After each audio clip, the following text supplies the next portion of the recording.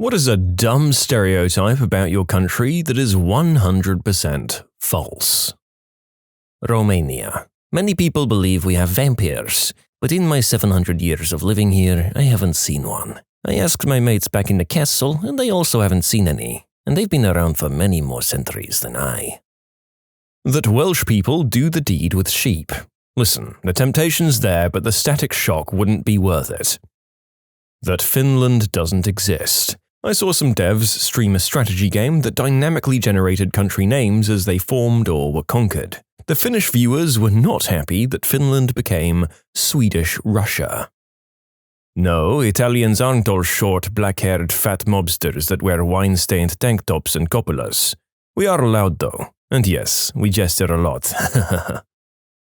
Iceland was not named as a part of some conspiracy to keep people away from a good thing. The name comes from the fact that early settlers arrived during summer and then suffered horrible losses of livestock and people once the winter hit, and icebergs were seen filling the fjords. It was more of a warning than anything that this place sucked. Greenland, on the other hand, was probably named as such to make it sound more hospitable. Parts of Greenland were actually fairly green when it was named in 1000 AD, at least in the southwest corner where Eric the Red landed, thanks to the Gulf Stream taking a slightly different route back then.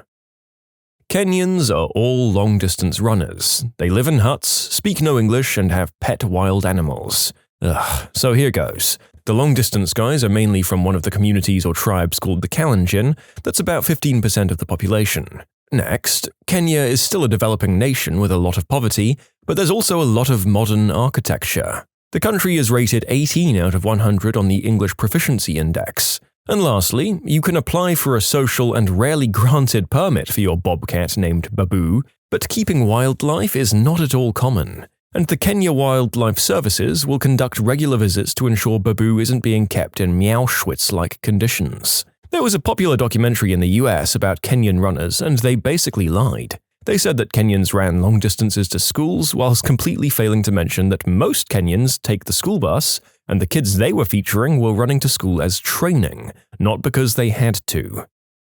Yeah, I feel like this comment is the condensed experience of going to a Trevor Noah stand-up comedy gig, and it's a message that still needs spreading in 2025. There are a lot of people all over the world who have very stilted views towards the entire continent of Africa. Also, it should be noted that the narrator will be doing accents for only a few of these, as doing bad comedy voices for every country of the world is probably a great way to make more enemies than I already have. People generally assume that when you're from Belgium, you're French-speaking. While a big part of the country is Francophone, the majority population is Flemish or Dutch-speaking. I blame this on three factors mostly. People mainly visiting Brussels, which is bilingual but has a Francophone majority, Americans mostly having been stationed in the French-speaking part in World War II, and Hercule Poirot. Greece is not only beaches and islands, we also have beautiful places for the winter, many mountains and mainland attractions. Every corner has something interesting. That it's always hot in Australia. It's not. It goes from hot to cold. There's no other temperature except for a few days of the year. That crumpets and tea make you posh. I can get 9 crumpets for £1 from my local Asda. It's far from posh. The myth is that everyone here is always drunk on vodka and people ride bears, play on balalaikas and dance the kazachok, and that we're either drunk or mad. While there is problem with alcoholism, a lot of people don't drink, especially not vodka. Funnily enough, bears do appear, but very rarely. And the people that ride bears have them as pets? No, they're considered unusual by other Russians. Balalaika is dead, I know one person that plays it, and that's it. We dance the kazachok, only ironically at this point. We're not always mad, we're just people, with emotions. But ushankas are great and warm, so people do wear them. Not all of them, though, and also we're not all super people. All of our country is just green herb and red light districts. Yes, we have these things, but the Netherlands has lots of culture. That Mexico is a desert. The Yucatan is fully rainforest. It's where jaguars come from. Never mind the huge swaths of pine forests in the middle of the country too, particularly around Mexico City. A lot of people confuse different European countries. For Switzerland, you're often Swedish. I'd imagine it's similar for Belgium and Bulgarians and Slovakia and Slovenians. I'm from Serbia, and people used to try and convince me it's a part of Russia. That's Siberia.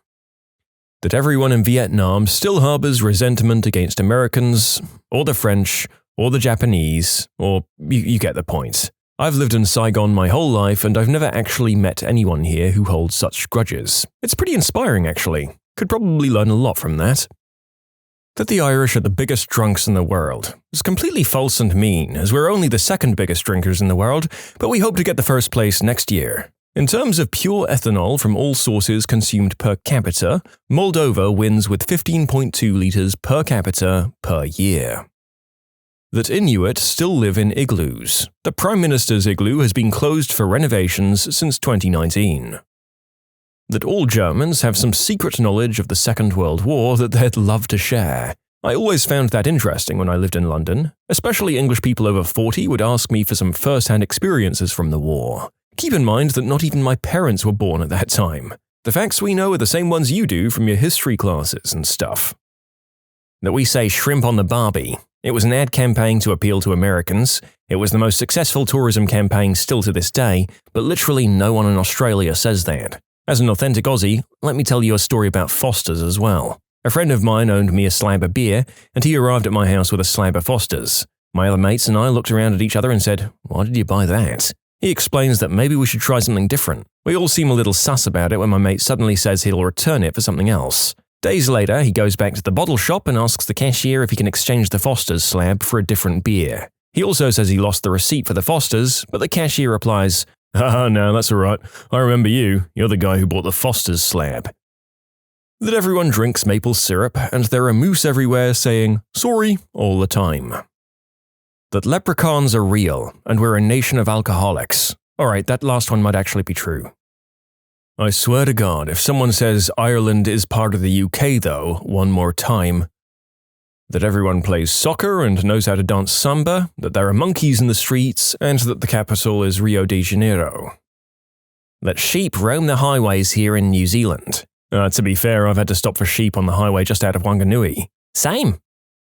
That Brazil is a huge tropical jungle in which people speak Spanish. Brazil actually has several major cities and different environments. Sao Paulo, for instance, is a huge sprawling metropolis with about as many inhabitants as New York and LA combined. In many southern areas of the country, it actually snows on occasion, and we're a Portuguese colony, so we speak Portuguese. Most people don't realize how fricking massive Brazil is. Its northernmost point is closer to Canada than its southernmost point. Yes, the narrator was embarrassingly old when he learned that Brazilians spoke Portuguese rather than Spanish. And he's constantly surprised when he learns how massive a lot of the South American countries are. It's an ongoing learning journey. Dracula is often depicted as living in Transylvania, and while he was imprisoned there for a while, he was actually the ruler of Wallachia, another historic Romanian province that neighbors Transylvania to the south. As for the rumor that we're vampires, I neither confirm nor deny this statement. Thank you for reading, mortals. I mean, friends. People think British people are either stiff upper lip public schoolboys or cockney bricklayers and football hooligans. There's a whole world of people in between. Some of us don't even like football. One of my friends doesn't even drink tea. Not sure why she's my friend, to be honest. That the Germans don't have humor and we live to work. Also, that our trains are always on time. As someone who often relies on the Deutschbahn to get around, that seems like a cruel joke. French here. That we don't shower. We do, guys, we're not in the 1700s anymore. Also that French women don't shave. I mean, there's some that don't, but this has more to do with their personal choices and a general trend of having more and more women that don't shave around the world than their inherent Frenchness. Oh, and that we're unfaithful too. I see that stereotype all the time on the internet. I don't think we're more unfaithful than our European neighbors or even Americans. We do eat frogs and snails, though. Oh, so much, according to popular opinion, I should be a green herb-smoking, clog-wearing tulip farmer living in a windmill. Can you guess where I'm from yet?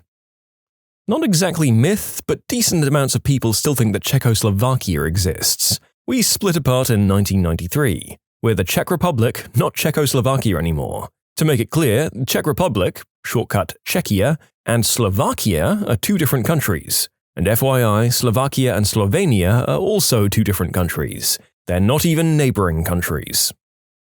I've never seen a mime in Paris. To all the people who say they've seen a mime in Montmartre, Champs-de-Mars, or Champs-Élysées, that one time they were in Paris, yes. If you go to the most touristy place in the city, obviously you'll see some of them trying to rip off tourists. What I meant is that when you actually live there, they aren't a normal thing to come across. Well, did you check behind the invisible wall?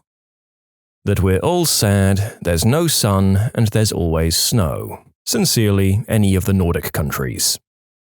Australian here, glad you asked. Everyone thinks it's dangerous as F, that spiders, drop bears, snakes, feral cats, and dogs will rip your freaking heart out every time you step out the door. The truth is that unless you act like a half-wit, poke said snake or spider with your finger, then you'll be fine. Battle echidna, dervish spiders, saltwater crocodiles, and drop bears just don't live in suburbia. You need to go into the bush to even see a lizard, which usually promptly F's off the moment a stone-footed Oompa Loompa waddles past them. I mean, sure, it's not as dangerous as people believe unless you go looking for the dangerous crap. However, I've seen plenty of Australians talking about finding huntsman spiders inside their houses, and that's enough to stay the F away for me. Another myth is that we lost the Emu War. We didn't just lose, we got frickin' demolished. You can submit your own stories to be featured here on the channel. The story submission link is in the description below, and if you want to listen to some vibey music in the background, check out easymode, also linked below, and subscribe. That we roam around with wild animals like lions and rhinos, have no cities and thus live in huts, and that we're all poor and malnourished. Don't forget that Africa, the most ethnically and culturally diverse continent, is supposedly one big homogeneous country. I had to tell my cousins in the UK that no, unfortunately we don't ride kangaroos to school and work every day in Australia. Pfft, nobody thinks that Australians work every day. That we're all ginger alcoholics who hate the English and run around the hills in our skirts screaming, "Freedom!" When I started dating my now wife, who's from Oklahoma, she informed me that her friends and family were convinced that Canadians didn't have ice or toilet paper. They wanted her to ask me about it because apparently they were confused by that. I'd never laughed so hard. I mean, it's Canada. We're ice 70% of the year, basically. Nigeria. That everyone here is into scamming people. Huh. As a Nigerian, I mean, there is a prevalence of internet scams compared to most other countries. That Indians don't speak English. I was once asked how I'm so good at English. Like we're literally the second largest English-speaking country. I know, right? I'm far more fluent in English than my first language, and people are very surprised when I tell them I'm from India. That the only thing we care about is rugby, and we all live in hobbit holes. I, for one, am absolutely terrified of rugby, but I'm Kiwi as, bro. That we are all rude if you don't speak French, we don't shower or shave, and we all like wine, cheese, and baguettes, and France can be summarized as Paris. Genuine conversation I had in a bar with a Frenchman in Cantal. Do you know who we French hate the most? Oh, here we go. It's us English, right? No. Germans? No. Americans? No. I give up. Parisians. To somewhat counter your point, we were drinking wine in a village next to a shop that only made baguettes. You know what? That last point does make me feel like I have more in common with the French, because literally every country in the world seems to hate the denizens of the capital if they don't live there. They're just like us, guys. Woo, Singaporean here. First, no, we're not part of China. We're not even in the same region. Yes, the population is 60% ethnically Chinese, but that doesn't make us a part of China any more than it makes the USA part of Britain. As a matter of fact, there's a problem of racism against mainland Chinese, since locals tend not to see them as true Singaporeans. This is exacerbated by the fact that lots of mainlander Chinese are pretty pro-China, human rights violations and all, while the local Chinese don't like China and the CCP very much. We're closer culturally to Taiwan. Second, it's not illegal to be undressed inside your own home. You can be starkers while bathing or doing the deed if you like. You just can't use "I am in my own home" as a defense against streaking or showing everyone your naughty bits. 90% of the population live in government apartments, and we don't need pervs flashing people through their windows. Incidentally, this is a law come about because people were doing that. Singapore used to have a big flasher problem back in the 80s. Times were just weird. 3. It's not illegal to chew gum, only to import or sell it or bring it onto the trains. This is because idiots used to literally gum up the train doors and make everyone late for work. The government put up with it for a few months and then said, screw it, no more gum for anyone. This is why we can't have nice things. And finally, the government doesn't fine people for every little offense anymore. They used to, but enforcement has become lenient in the last 2 decades. Sadly, this means that there's now a ton of litter where the streets used to be pristine. Still, you might not want to litter or spit right in front of a cop. That Africa is a country, and that it's comprised of only one ethnicity. That it's socially acceptable to call people the C word. You'll get away with it with your mates, but you'll probably get your head stomped if you call the wrong person that in public. Also, it's possible to be arrested for using it in public in certain circumstances. Oh, and I hate that people think we all knew Steve Irwin. Like, sure thing, we've all shared many a bush-chuck tinnies with old mate Steve-O down the local. Not all of us say, eh? Wait, I'm confused. Are you Canadian or Kiwi? Somehow people think that Brazilians speak Spanish and only like soccer and carnaval. The soccer and carnaval thing is mostly true, but Spanish? Really? Most people can't tell Portuguese and Spanish apart, so there's that. Pair that up with only having a vague idea of what European country invaded what plot of land back in the day, and you've got a reason for the confusion. That we're all tech scammers and like eating cow dung. If your guess was India, congratulations, you've been influenced by the stereotype. That the Netherlands is called Holland, but Holland is only a piece of the Netherlands. Also, that apparently we're the inventor of the tulip, that was Turkey. We aren't all overweight people wearing old Navy American flag t-shirts and khaki shorts. Only like 60% of us. That and all Americans own firearms. The majority of Americans don't even live in an armed household. There are more than 2 accents in the UK. It's not just Cockney and the Queen's English. That everyone in Japan works crazy hours and never has enough time or energy for things they want to do. People on average work longer hours than mainland Europe, sure, but they work less hours than the US, so that's BS. In France, everyone believes the opposite, that we do the bare minimum and are on vacation all the time. Yep, that's not true. My dad's a university professor and he works a lot, while my mum works in tech and it seems to be even worse there. That Sweden is a socialist paradise. It's neither socialist nor a paradise, though it is a nice country to live in, except for the weather. That we ride camels to work in Turkey. Short answer, we don't. That in Brazil you can get robbed at gunpoint virtually everywhere you go and… oh wait, that's true. That Germans all wear lederhosen. Except on the Oktoberfest or the Wazen, it's a rare sight. That we're hungry. Alright, it looks like I should have specified that I am talking about the country of Hungary. That we here in Hong Kong have basic human rights. So many people think that the drop bear isn't real. It is. You've got to be real careful because they're real sneaky and they'll screw you up. There is no freaking cream in carbonara. Regardless of the borderline relevance and hilarious Italian culinary outrage, this is true, and the actual real recipe, using tempered eggs, is way tastier and cheaper anyway. Try it out, folks. The whole world seems to think that Germany is a place run by very smart, efficient, and hardworking people. The truth is that there are little to no relevant innovations coming from here. We've missed the jump into the new era because of stubborn and conservative structures and ideas. The once high-quality label Made in Germany isn't worth a damn anymore. It might still be better than some cheap crap from other countries, but it is still built to break. That all Australians drink Foster's beer. On the contrary, it's one of the least sold beers here, and it tastes horrible.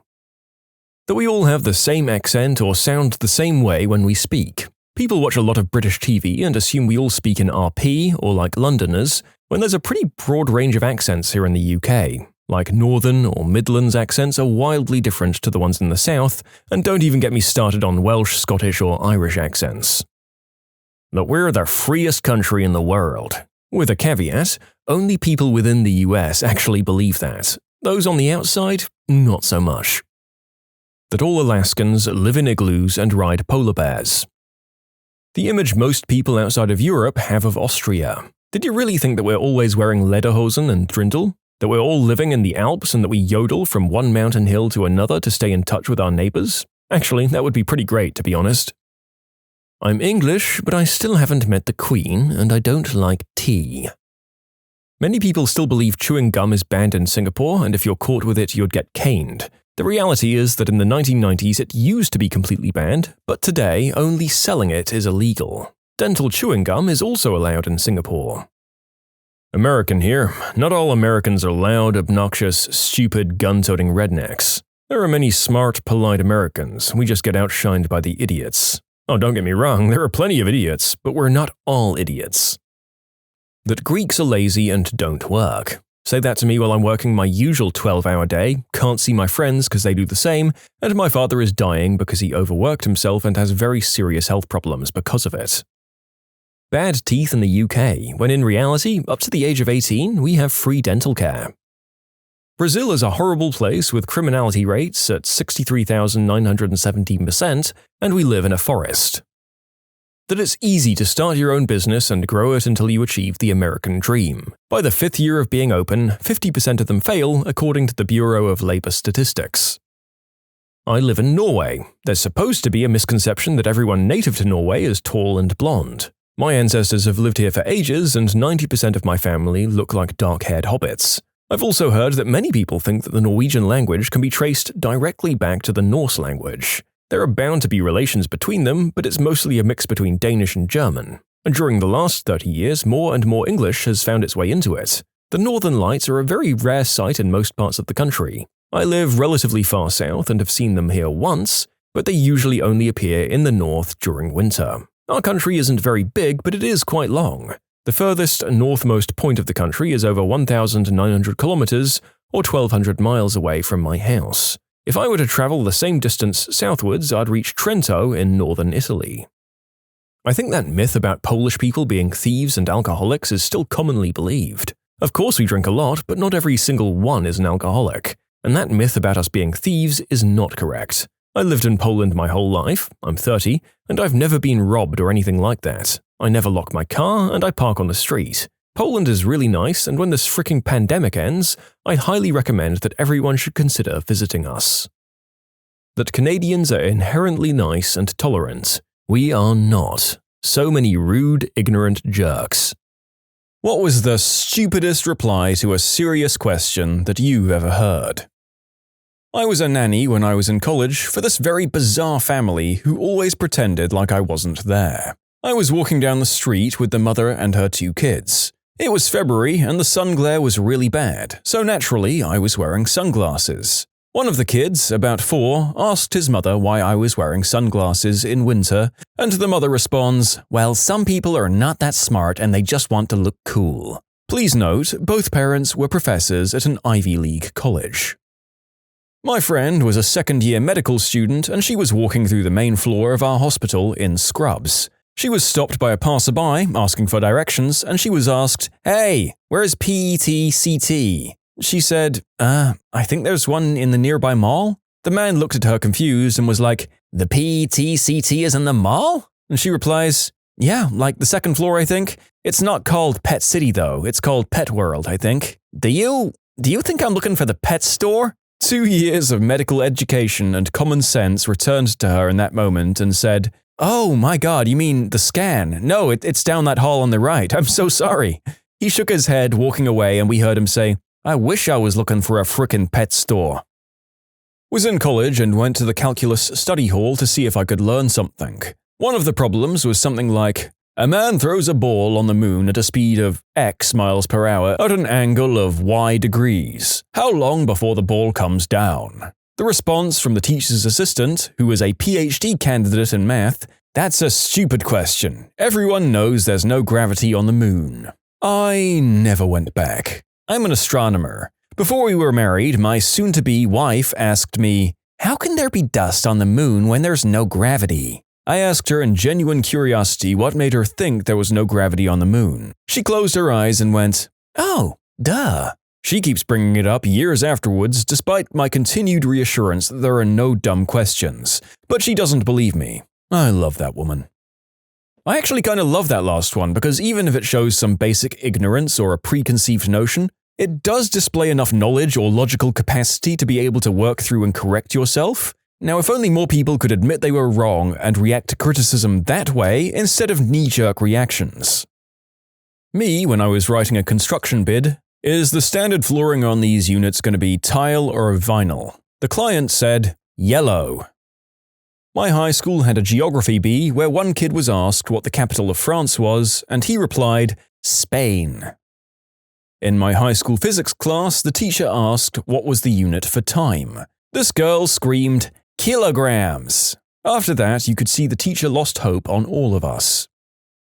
Back in India, my company had hired a motivational speaker to give a speech at an event. There were 300-odd people, with senior people of HR also in the audience. Everyone was bored, but the lady instructor kept on going on how to build self-confidence. Sensing that people weren't interested, she started getting the audience involved. I, being a backbencher as always, did not care about it at all. I thought she'd stay in the front. I was feeling sleepy and not paying attention to it. After some time, I saw her coming to the back. She suddenly stopped next to me and asked, "Are you motivated?" I wasn't sure what was going on, and I answered, "No, I'm Dave." Half the crowd started laughing. She was taken aback by my answer and didn't know how to respond to this. She didn't come to the back to ask questions after that. When accused of nepotism after giving his son an important role as a politician, Brazil's president said, "He has to be someone's son, why can't it be mine?" Truly an argument you can't fight back. It was actually me who said the dumb reply. This was when I was younger, by the way. And yeah, I realize that everything is when I was younger. Specifically, this happened about 2 years ago. And yes, I'm still a socially awkward idiot, I was just more of one back then. I was texted by a friend saying, "Can I take a rain check?" A few minutes later, I texted back, "Nope, no rain." I had literally checked the weather for the day. I was a socially awkward idiot, so yeah. In physics, there's something called the right-hand rule, which helps you find the direction of force given the direction of the magnetic and electric fields. It's a little hard to explain how exactly, but you literally use your right hand as a model. My professor asked me in front of the class what the first thing you needed to identify in order to use the rule was. I panicked and answered, "Your right hand?" In law school, we had a free clinic for qualifying and lower-income people to come in. We couldn't technically advise them because we weren't barred yet, but we could guide and try to help them through some complex issues they might not have a handle on. One guy came in and wasn't even my case, but being done by a classmate next to me during a session. The man, dead-faced and scared, said, "Would filing for bankruptcy ruin my life?" The girl, flustered on how to answer, said, Well, it looks like your life is already pretty bad." We were discussing about Antarctica and some guy casually said, stone cold face, "You don't actually believe Antarctica is a real place, right?" Full disclosure, I was the idiot in this conversation, but in my early 20s. I was at a friend's small gathering and I was chatting with my friend and some guy I'd never met before. Asked where he grew up, he said, "DC," to which I replied, "Oh, I didn't realize people actually lived there." I knew it was stupid as soon as it was coming out of my mouth, but I also kind of thought it was a district, like the financial district, and people went there for work, but lived just outside of it. Worst part was that even though I was fresh out of college, I was working in a local political office, and these were folks from state legislative offices, so I should have known better. They laughed at me for a while. At work, a customer asked one of our chefs where the fish comes from. He pointed to the kitchen and said, "It just kinda comes through that door." This guy is the kind of guy who wouldn't think to make a joke like that. He has an absolute heart of gold, but unfortunately, he is actually that thick. I once got asked by him if a pot of obviously boiling water was hot and had to stop him from just dipping his hand in there when my sarcastic answer was to dip his finger in and check. That is fricking adorable, if a little sad. Just a big old dopey sheepdog of a man. And this guy who's apparently ready to jam his hand into scalding liquid is a chef? Does he still have all of his fingers? Because if he does, that's a frickin' miracle. I got a former friend a job at my workplace. She was seriously stressing, talking about how if she doesn't find a job, her ex might win the custody case and take the kids, and she wasn't finding anything. So I talked to my boss and got her a position doing what I do. 1 week later, she was supposed to go on her first call. She overslept by 4 hours and ended up missing the job. I called her as I was leaving to do the job she missed, and I asked, "So, are you going to talk to our boss and see if he'll give you another chance?" And she straight up went, "Oh, I don't think so." "Oh well, wasn't meant to be." Girl, what? As a side note, I work in the funeral business. The job was taking a body down to get an autopsy. The place where this particular person was getting one was over 2 hours away. We're supposed to be there at a certain time, otherwise we spend all day there. This girl and I are no longer friends. Stupidly of me, the job wasn't what led me to sever ties. Along with not working, this girl had constant car troubles. At the time of the job, she had a working vehicle. I let her use my car because I'd bought a new one and planned to sell the old one. We worked out a deal where she'd babysit my 4-year-old in exchange for using my car to get her kids back and forth to school. A month into that, she couldn't babysit for me anymore and wasn't paying me to use my car. I repeatedly asked for my car back over the span of 3 months, and she'd give me some kind of excuse every time. I ended up having to go over to her apartment, demand my keys, and then go back to get my car later. Last I heard, she still has her kids and was recently let go from a fast food restaurant for missing too many shifts. I was on a job and we needed to have a structural engineer come in and look at one of the floors to make sure it was stable enough. So we asked the owner's daughter if she had a contact number for the structural engineer her dad normally dealt with when having his buildings renovated. She was supposedly a business major who was going to take over her dad's company. She looks at the 3 of us, me, my assistant, superintendent, and the project manager, and says, "Oh, yeah, but he's busy working on my car at the moment." All 3 of us were just like, "What?" "Yeah, he's working on my engine in my car. Why do you guys need him? Engineers work on engines, not buildings." What the frick? Traveling in a car down a street looking for a particular shop. "So, which shop is it?" "The one by the tree." The road was lined with trees. In school, a physics teacher had asked one of my fellow students, who was holding a presentation on nuclear energy, "What is the Hadron Collider in Switzerland used for?" The response was so outrageously stupid, I was dumbfounded and cannot believe this happened to this day. She also wasn't joking. Nobody jokes with this teacher because no one had ever seen him laugh and he was a D-bag. My friend confidently said, "To create a second sun." A doctor once asked my mum, "Are you vaccinating your 1-year-old son according to the chart I gave you?" The mum said, "Better than that, I'm breastfeeding him." This was in India last year. Didn't know this was happening in India too. In high school world history class, the teacher says, "All right everyone, we'll be covering the Reformation period. Who knows why Martin Luther was significant?" A student blurts out, without raising a hand, "Martin Luther? Isn't that the guy who freed all the slaves?" This one holds a special place for me because it's multiple layers of wrong. Oh boy. You can see how he got there, which makes his wrongness all the more hilarious. Same name, bar a couple of syllables at the end, black guy, equal rights, freed slaves? ? Stand up with a completely unearned air of competence and shout bingo. At the start of 2020, a volcano erupted in Batangas, a province in the Philippines. It affected my hometown, which frickin' sucked. What does our president suggest doing against the eruption? Give supplies? Help in the evacuation of the people stuck there? Provide relief and support? No. You want to know the answer? His words, not mine. "I will urinate on the volcano." Good job, President. You can submit your own stories to be featured here on the channel. The story submission link is in the description below. And if you want to listen to some vibey music in the background, check out easymode, also linked below, and subscribe. Not so much a question, but my partner's dad is a doctor and is also from India originally. Also, he's lived in the UK since the 80s. A patient asked if he was worried about Brexit, and he said no, he's from India. It won't really affect him any more than it did before since India is in Asia. In absolute seriousness, the patient replies, "No, India must be in Europe. Asia is where China and Japan are."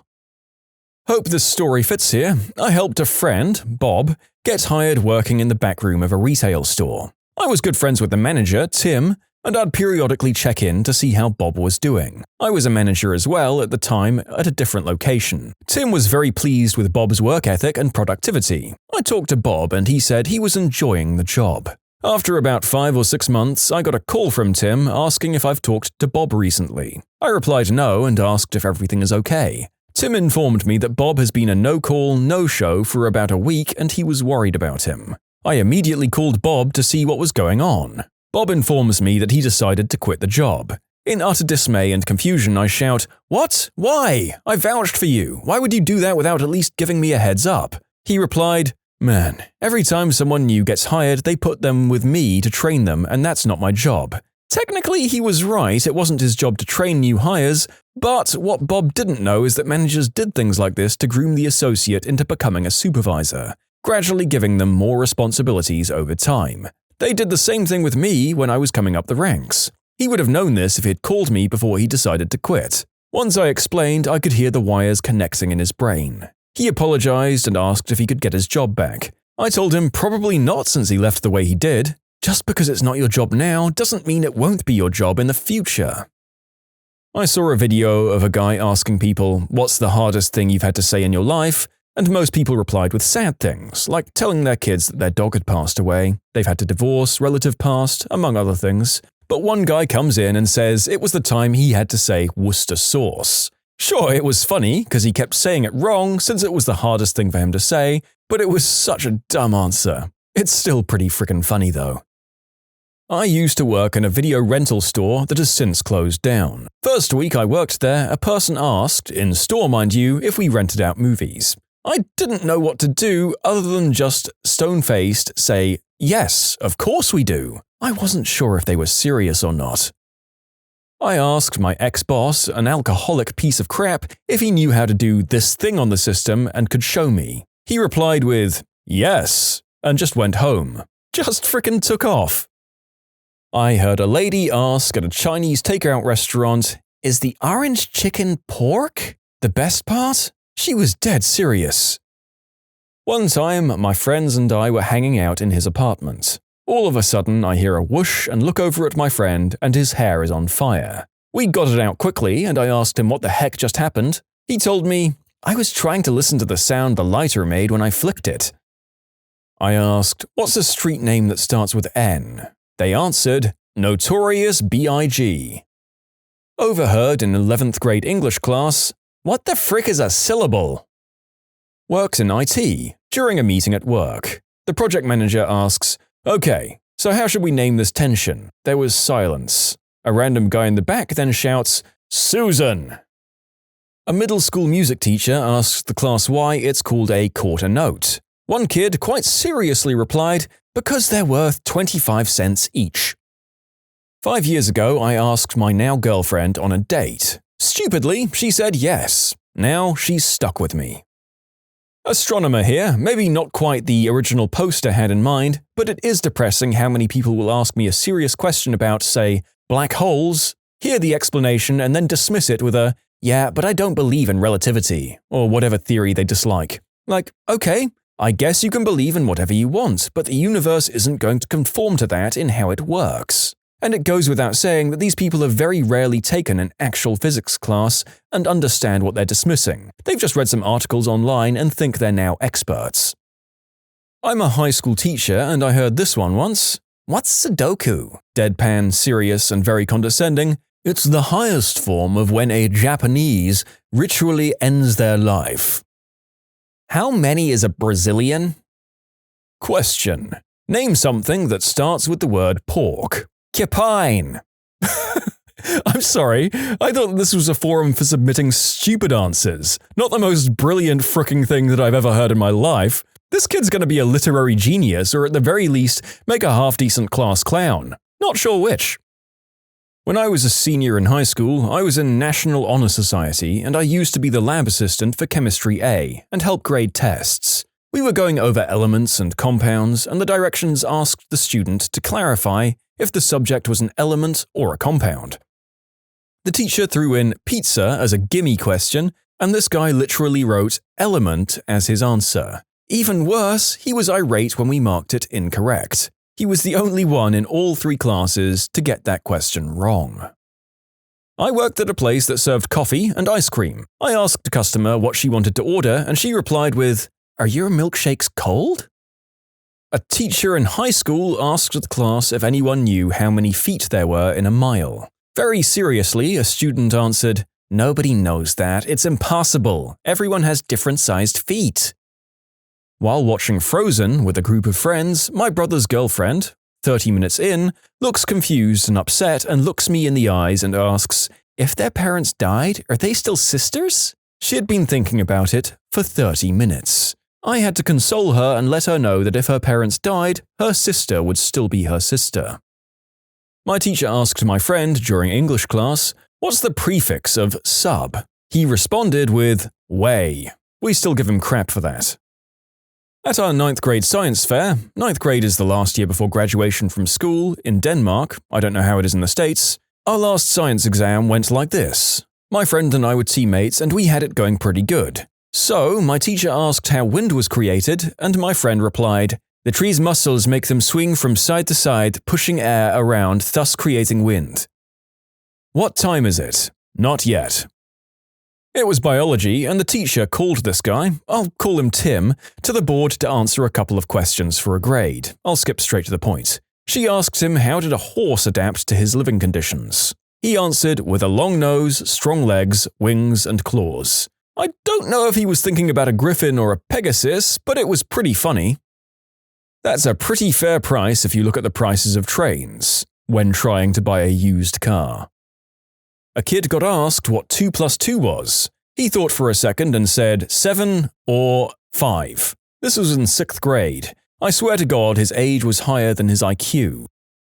I don't know if this counts because it's more of a dumb question. At work one day I was given a gift from a coworker. It was a bracelet with silver beads. The beads signified the dots and dashes for Morse code. In Morse code, the bracelet design spelled out, "Frick you."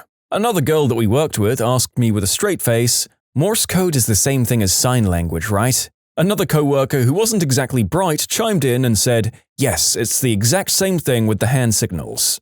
And I had to leave the room. From a beauty pageant, sadly I haven't been able to find a clip. What are your opinions on affirmative action? Well, I believe we should be affirmative in all our actions. To be fair, that's a question that's unfair to ask of smart people. That's just how it's always been. If you're traveling 80 miles per hour, how long does it take you to go 80 miles? Well, if I run the mile in about 9 minutes… Well, it was me who answered, but tell me now, how are we going to transport an entire fricking TV that is way bigger than we two combined downstairs without killing ourselves? Said my brother back when he was 17 and I was 12. To this day, I have no idea why our parents trusted us enough to move the TV downstairs, but then my 12-year-old self answered in a completely serious voice, "Fast and ably." I almost got pushed down the stairs for that. When Steven Gerrard, an English footballer, was asked his favorite type of cheese, he replied, "Melted." At school, I once asked a group, "Isn't it weird how we always eat chicken eggs but you never see turkey eggs? Why is that?" A girl looked at me like I was a complete moron and replied in a very condescending tone, turkeys are male chickens, so…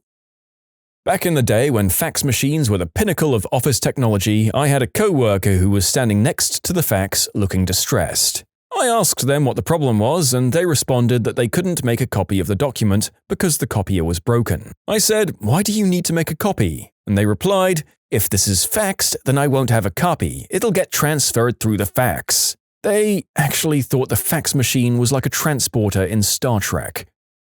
Many years ago, I told a lady I was going to send her a Cat5 cable to connect her computer to her home firewall. She said that was unacceptable because her dogs didn't get along with cats. When did you get into deep doo-doo for something you posted online? I worked at EA a couple of years back and saw a coworker get fired for posting pics, and a video if I recall, of the latest Battlefield on Reddit. A major breach of the NDA. They were threatening legal action but decided against it. Still, lost his job over it. It surprises me how people will just sign things and not read them. I started a job last April at a large corporation. One of the things I signed said I read through and understand the handbook, which is a 40-page manual. I told my boss I'd like to read through before signing it. In it, it very clearly goes over the NDA. Like I'm not allowed to admit to working for my company on any site, anon or not. I can't post anything about work on any social media. Like, if I said something like, "moving tables at work today" in my restaurant job with an NDA, in theory, I could get fired. My friend and ex-coworker got fired from Guitar Center for doing an Ask Me Anything about working there. I posted a picture of a funny note at work a while back under a different username. It got tons of upvotes, but the paper was on top of something confidential. Some jerk Redditor decided it would be funny to enhance it and sent me a message letting me know he knew who I was and where I worked. I deleted the post, deleted that username, and started fresh with little to no information of my job or where I work, cause that freaked me out. Remember that guy who got fired from Google? Was it the one where the guy was excited for his first day and posted a picture of his uniform and got fired immediately? Well, he did sign an NDA, which he violated. I don't know if I'd call it trouble, but someone was able to figure out who I was. I've posted my picture on Reddit before, as well as details about the city where I live, but nothing else. They Facebook messaged me and threatened to come after me because they didn't like something I said. They were able to tell me where I was earlier that day at a particular time, which I definitely had not posted about, which was kind of creepy. I was scared for all of a day until I realized they were just bored and trying to freak me out. Nobody ever came for me. Yeah, the thing about those kinds of threats is that the vast majority of them are harmless, but you still need to be on your toes in case it's one of the minute number who are actually prepared to follow through on their threats and show up on your doorstep with a piece. Also, even if they aren't going to do it themselves, they still have a troubling amount of information about you, and they can distribute it to less scrupulous people. That crap is scary.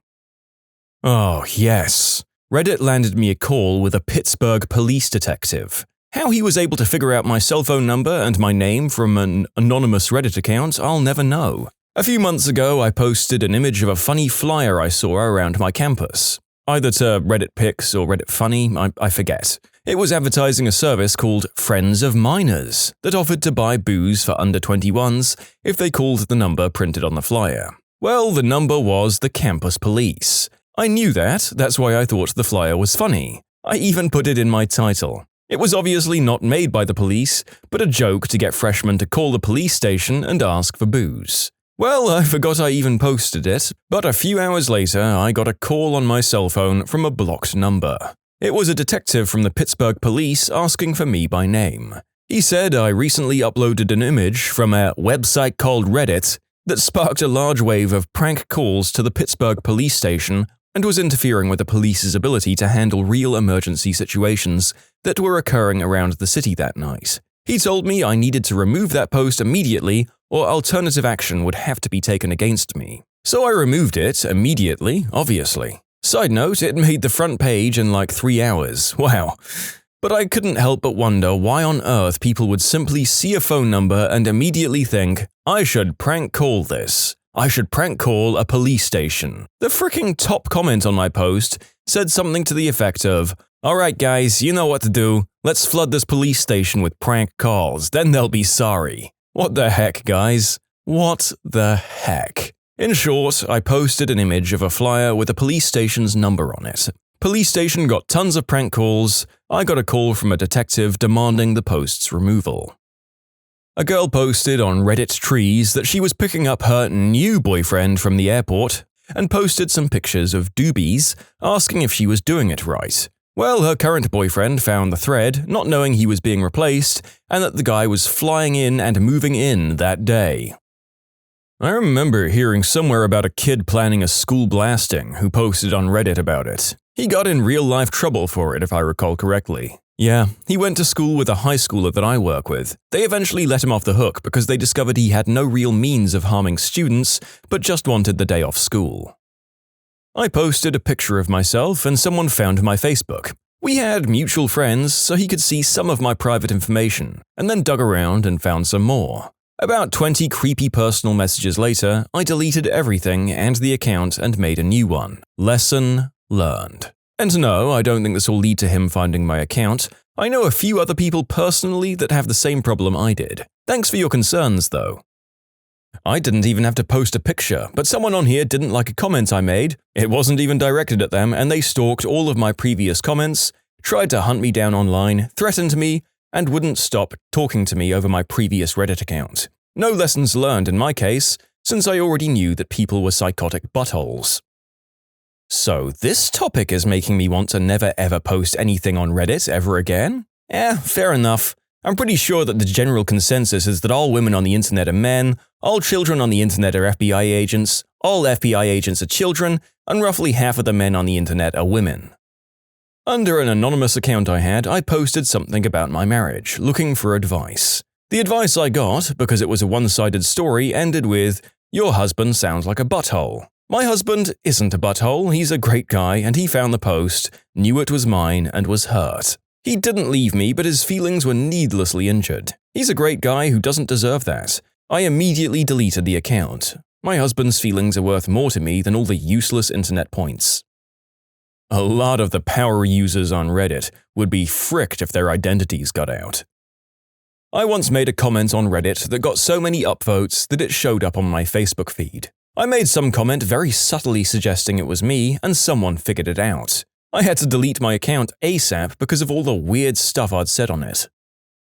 My ex once dug through my history and found a post from like a year prior. Something creepy along the lines of, "Does anyone else look through the history of female Reddit users to find hot pics?" or something like that. It was a pretty tough thing to try and justify. She was like, "That's really creepy." I could only say, yeah, it is. Creepy internet justifications are the toughest of justifications. Female here, I just assume the majority of guys do this. Oh, and I'll save you time. There are no pictures on my account. Maybe not quite the answer that this thread is looking for, but I've been to a few Reddit meetups in my city. It's great, we always have fun and I enjoy hanging out with other local Redditors here. But I wonder if anything would change if they knew that I was a teetotaling Christian. I mean, my faith and my abstinence from alcohol has never been an issue, but they're overwhelmingly secular and very drunk. It's fine.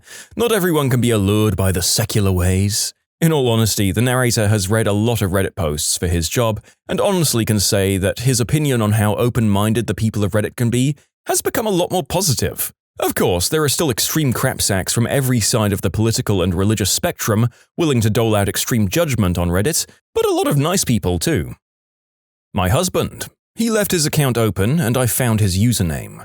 I didn't know he had a whole internet persona, as he's not into computers or internet. At least that's what I thought. I googled his username and hacked into an old email account. He told me he was just trolling when he was searching for men in our area to have fun bedroom times with, and swears that he never acted on it, and never gave out personal info. Then I found the email where he gave out his phone number. He swears he doesn't remember, it wasn't important and it was just trolling. We're now in counseling and divorce is still prominently on the table. In short, husband created an internet persona so real that it may cause my divorce. To answer some questions, yes, I knew his password as he uses the same one for everything. I thought saying hacked would be a brief way to say this. Second, he's not gay, he's bi.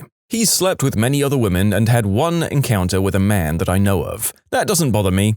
What bothers me is that he is or was or wanted to cheat on me. It doesn't matter what orientation you are. When you stand up and promise that you don't want anyone else but this person for the rest of your life, you should mean it. And finally, no. I didn't expect cheating before I found this persona. I trusted him completely and thought he trusted me, and knew that I was open to him being bi. We'd looked at certain kinds of adult material as well as hetero stuff together before. No big deal. I thought we had an honest relationship, which is where the hurt comes from. I don't know if he hasn't fully accepted himself or if the lies were indeed about what he claimed he was really hiding, which was cheating on his best friend with his best friend's girl. I almost got myself and my former friend sued for a picture that I posted. I had to delete my Reddit account and write a formal letter of apology to the person who wanted to sue me and my friend. The only lasting damage was that one of my former best friends now hates me, although it's a little bit justified because he almost got expelled from his school for it. Yeah, this happened to me. I called someone a gay slur, and my mum made me say sorry. Hey, calling someone a cigarette is no laughing matter. I am a filmmaker and have been to Sundance, among other places. After the oil spill in the Gulf, BP called me up to ask that I make a series of pro-BP documentaries about how BP is awesome and nothing is really that bad in the Gulf. They offered a lot of money for budget and compensation. I was torn. I freaking hated this company, and the stuff that I was seeing in the Gulf infuriated me. So what did I do? I sought out advice on Ask Reddit about the pros and cons of taking this job. In the end, it was decided that I at least attend their first meeting to hear what they had to say. My Reddit post went up at 10 p.m. and at 9 a.m. I went in to meet the BP folks. They had printed out copies of my entire Reddit thread. Consequently, I left the building fast and didn't get the job, and I don't regret it at all. Thanks, Reddit. Classic BP, wasting a bunch of paper when they could have just as easily told you they saw it or showed you the post on a phone. You can submit your own stories to be featured here on the channel. The story submission link is in the description below, and if you want to listen to some vibey music in the background, check out easymode, also linked below, and subscribe. My now ex-girlfriend found out my account and saw that I'd spoken about her, anonymously of course, on the internet. She got pretty mad at me and I got pretty mad at her for snooping on me like that. She said something like, "Most of the stuff you say is really funny," which really made me mad since it indicated she had been monitoring my activity. Reddit is sometimes like a personal journal to me and isn't really meant to be known to the people who are actually in my life. I doubt she still reads my account, but she still knows this one and could easily be reading this right now. So I don't know if anyone will believe me or if a mod there can confirm, but since 2008 or 9-ish, a couple of months after Reddit Philly started having meetups, I counted the number of Fs and Us in FU comics. I registered the subreddit name Reddit FU under my old name, Keyboard Duder. I was the only admin. I planned on making a few comics and letting people post their own. I sat on it for a while. Me and my girlfriend at the time got into an argument and I, like an idiot, used my normal account, with 2 years veterancy, a crap ton of karma and local subreddit presence, to make a post asking advice on the relationship. We talked later that night and out of nowhere she says, "Why don't you tell your friends on Reddit?" And it hit me that she was stalking my comments. She had plenty of quotes from people she ran by me too, and deleted a ton of comments which I foolishly said in passion, and I deleted my account too because the name was tainted with a stalker. I wouldn't be surprised if this one was too. Years later, I look in retrospect and realize it was the dumbest thing I could have done with the account, even if it was the most convenient for the community, because the subreddit is bigger and better than I could have ever made it. But I feel so dumb. It's like I took my chips out right before I was going to win. I don't care if anyone believes me, I just want to make peace with it.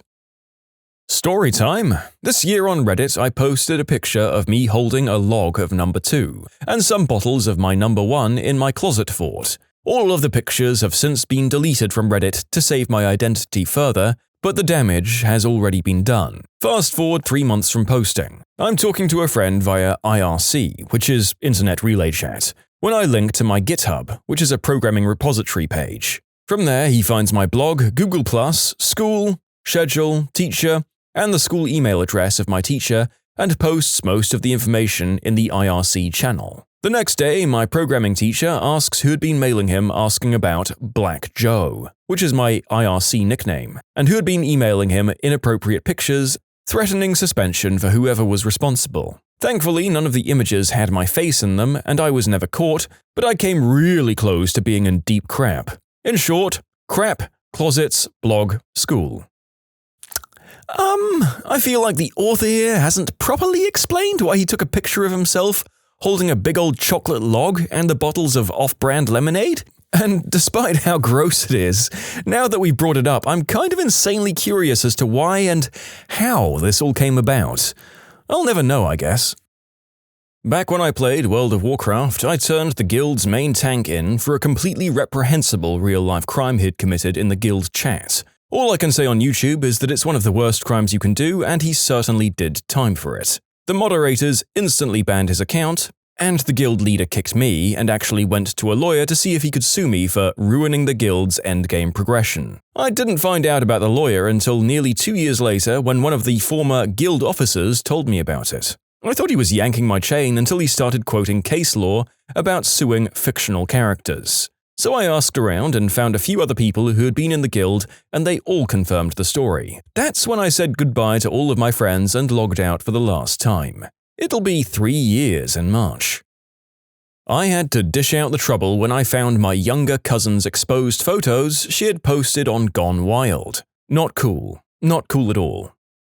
If I recall correctly, there was an Ask Me Anything about 8 months ago of a dude claiming to be in the Air Force and doing something involving nuclear weapons, unloading them on planes or something. Turns out he was for real, and a number of people came very close to doxing him and actually did dox his commanding officer unless he took it down. In short, don't talk about your job handling nukes on Reddit. After a really confusing kind of breakup, I posted to Reddit Relationships asking for help, using my real account specifically so she'd know if it was me if she saw it.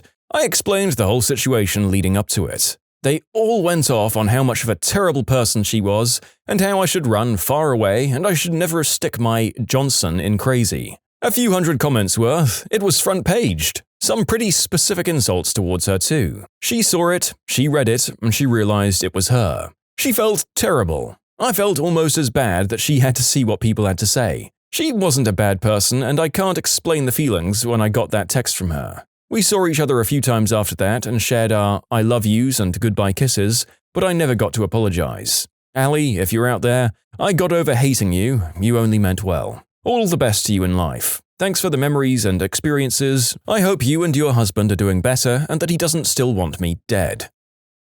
I posted a link to a friend's Facebook of a post I made on Reddit, and my ex-girlfriend saw it and read through like months and months of my comments and submissions. There was one from a long time ago that says something like, "My roommate's girlfriend annoys me slightly. She told her and I got yelled at. It wasn't too bad though. Me and my former roommate's girlfriend are really close now."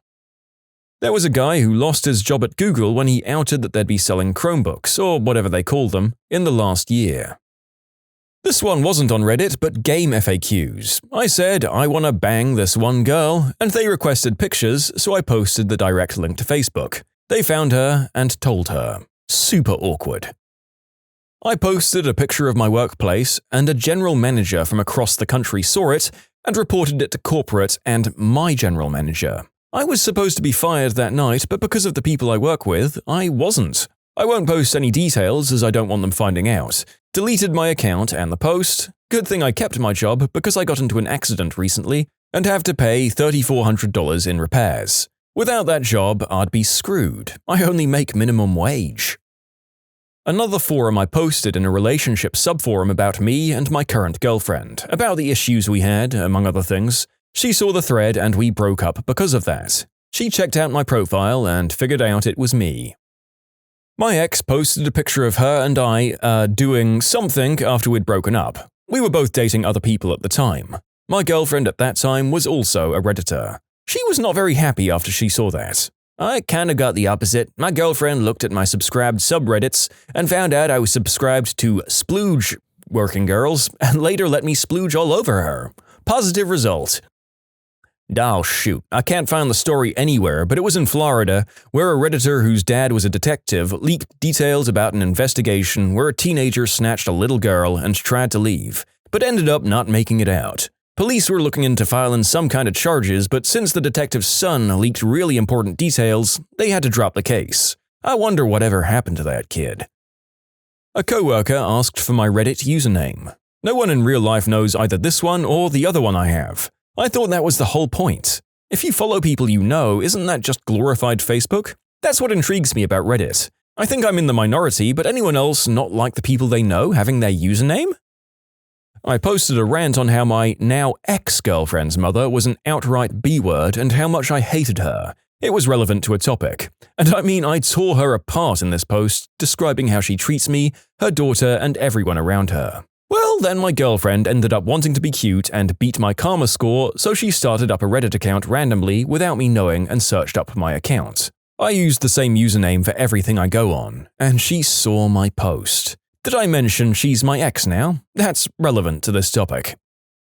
I made a post after a fight with my girlfriend about how ignorant she was and how her parents kind of sucked at being parents. Now, she's not an ignorant person in general, I was just mad at the time, and her parents aren't crappy, but they were definitely being crappy that week. Anyway, she saw that I signed into Reddit but didn't know that I had an account. She found my post history, read that comment, and a crapstorm ensued. She thought that she was stupid. False. She thought that I hated her parents. Very much false. She was also teed off that I told the world about those problems, even though no one on Reddit knows who I am, and therefore no one knew who I was referring to. That was a stressful couple of days.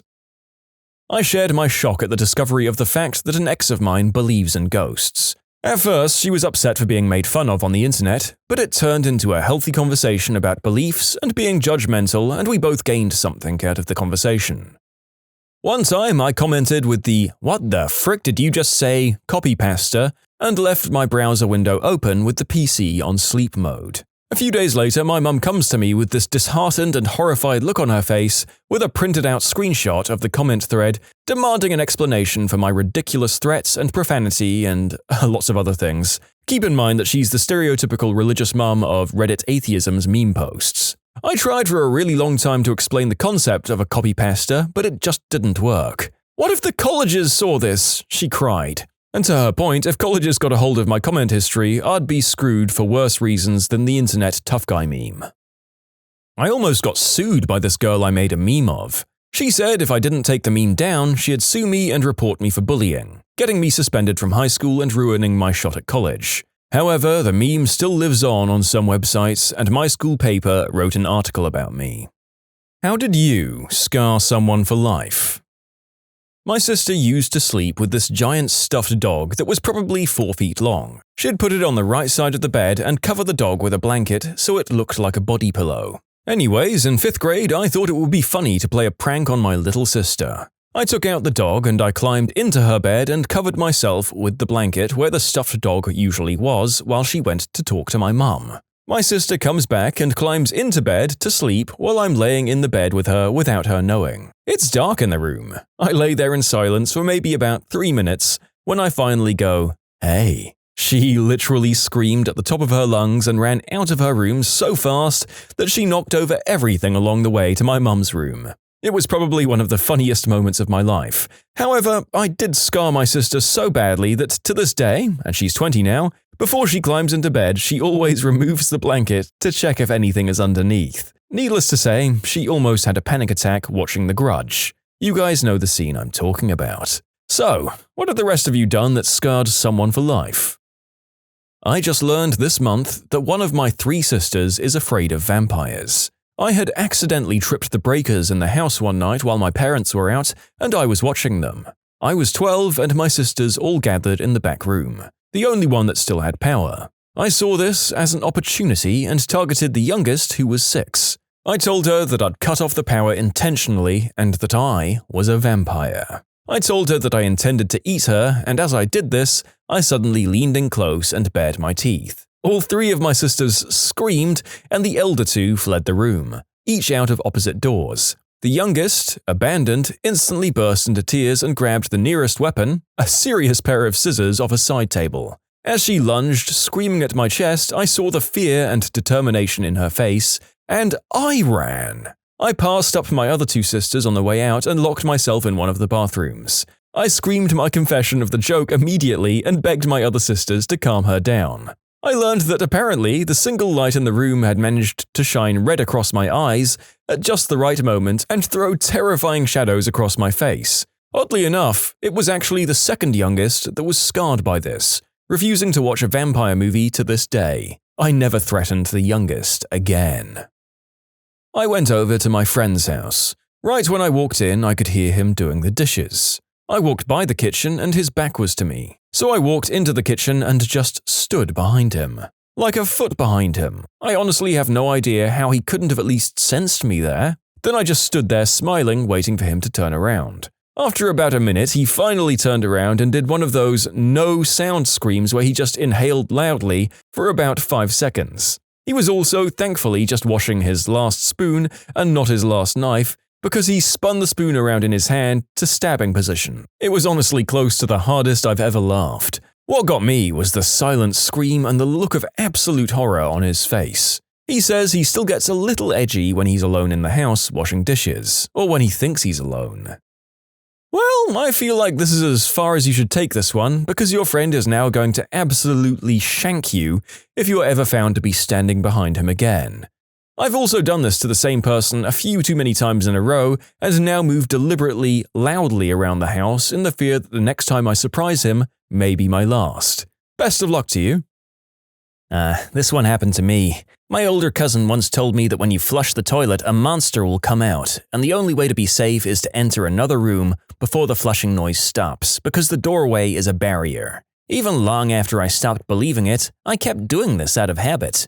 Flushing the toilet still gives me a sense of impending danger and a desire to leave the room really quickly. When I was 6, my parents took me to the Natural History Museum that featured a dinosaur exhibit with a T-Rex that would move its head and roar. In my mind, the sound of the toilet flushing was very similar to that of a T-Rex roaring. So clearly flushing the toilet would alert a T-Rex in the area, and it would come running over to eat me. From then on, I would make sure I was all done, pants buttoned up, door open, hands washed before flushing the toilet.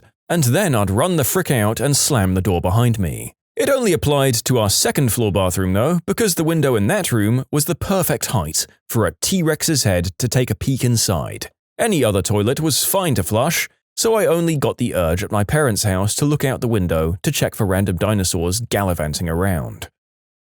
I threw the frisbee for my dog and she kicked up a stick that stabbed her belly while running for it. She's deathly afraid of frisbees now. One day, when I was about 5, my dad brought home a pack of gummy bears that he got at work. He shared them with me, of course, but I kept playing with them. The way they reformed themselves after being crushed was oddly amusing until he told me that when you eat them, they'll reform in your stomach and climb out of your throat. Then he leaned in and whispered, "And they're gonna remember who did that to them." I still can't eat those darn things. My brother and I shared a room growing up. I'm a side sleeper, so I'd always be facing his bed as I drifted off to sweet slumber. Somehow, as my eyes slowly opened and closed, he could time it perfectly that I would close my eyes, open them, and behold, there he was at the foot of my bed. I still have trouble falling asleep, and we don't even share a room anymore.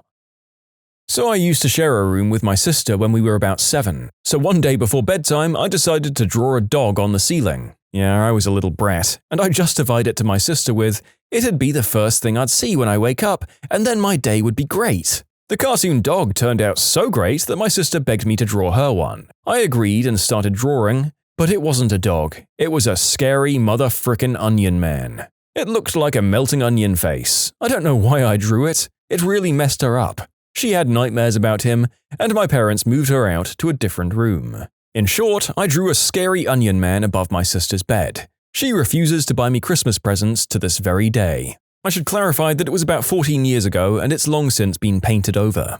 As I remember, it looked exactly like a grumpy, rotting onion face. Just imagine an onion face, then imagine it decomposed and grumpy. My brother still flinches every time a butterfly flies by because I told him they were poisonous. He's almost 18 now. I waited for my dog to come through the dog door, and when I saw him on his merry way, I stuck my head out of it and screamed, "Boo!" He's never used that dog door again. Damn me, now I have to let him out all the time. My brother came into the bathroom when I was having a bath at about 4 years of age. He asked if I'd like to hear a story and then proceeded to tell me a horrifying story about monsters. As he neared the end of the story, he turned off the light switch and said, "If you put 1 foot out of the bath, the monsters'll get you." He shut the door, leaving me alone in the pitch-black bathroom. The water got colder and colder, but I didn't move a muscle. Mom found me there about 3 hours later, scared stiff and crying. Screw everything about baths. I had an awesome Labrador growing up. The nicest, friendliest, happiest dog I've ever known. We were at my aunt's house when he was about 2, and he saw a horse for the first time. He went to investigate and was carefully smelling the horse through the fence, bringing his nose up to meet the horses. When his metal choke collar touched the electric fence, he yelped and ran and turned into a trembling, slobbering mess anytime he saw a horse for the rest of his life. I did not expect this many stories about people traumatizing their poor doggos when I began writing this script for the video. They're delicate animals and apparently very prone to learning way too much from their mistakes. Poor poochies. I hope your gentle souls were soothed by the eating of many treats. When I was in 6th grade, we were studying surface tension. I thought it was really fascinating and started asking my teacher all kinds of questions. I guess my eagerness was annoying because when I asked Mrs. Vance why soap would break the surface tension of water and how it worked, she rolled her eyes at me. "You know, Susan, if you'd start washing your hands after you go to the bathroom, you wouldn't have to worry about things like that." The class laughed at me and teased me for weeks. That one moment completely changed the way that I did school. Instead of asking questions in class, I remained pretty silent unless forced to talk, and I started memorizing textbooks to avoid feeling that way in class ever again. I recently did this to my significant other. I waited until he was going into his room, the light was off, and I hid next to the light switch and cupped my hand over it. He went to turn on the light, felt my hand, and freaked the F out. He's a big man with a deep voice, sounds like Peter Steele. He went up about 8 octaves and squealed like a little girl. Fricking hilarious. He now sticks his head into the room before turning on the light. Next time he does this, I'm going to put my hand over his face. Hehehehe. My older brother loves to stay up late and play video games in our basement. One night we had a scary movie marathon with the lights off. When we were done, I pretended to go upstairs and hid behind our sofa. After about 10 minutes of playing games, I whisper, "Do you want to play a game?" I have never seen him move that fast in his life. He still refuses to play video games late at night 6 years later. I remember thinking when I was younger about how spontaneous death is after the death of my grandfather. Now, whenever I leave somebody's room or house or whatever, I say something incredibly kind to them. That way, if they do die, the last thing I've said will have been awesome. From the time when I was about 3, my big brother told me all sorts of bugs and earwigs would get inside my ears while I slept, and they'd eat my brain. He went into horrible details of how they'd reach my eyes and slowly eat them, and it would be the most painful experience of my life. I sleep with a blanket over my head at all times and wake up in the morning to check my ears the very first thing. You can submit your own stories to be featured here on the channel. The story submission link is in the description below. And if you want to listen to some vibey music in the background, check out easymode, also linked below, and subscribe.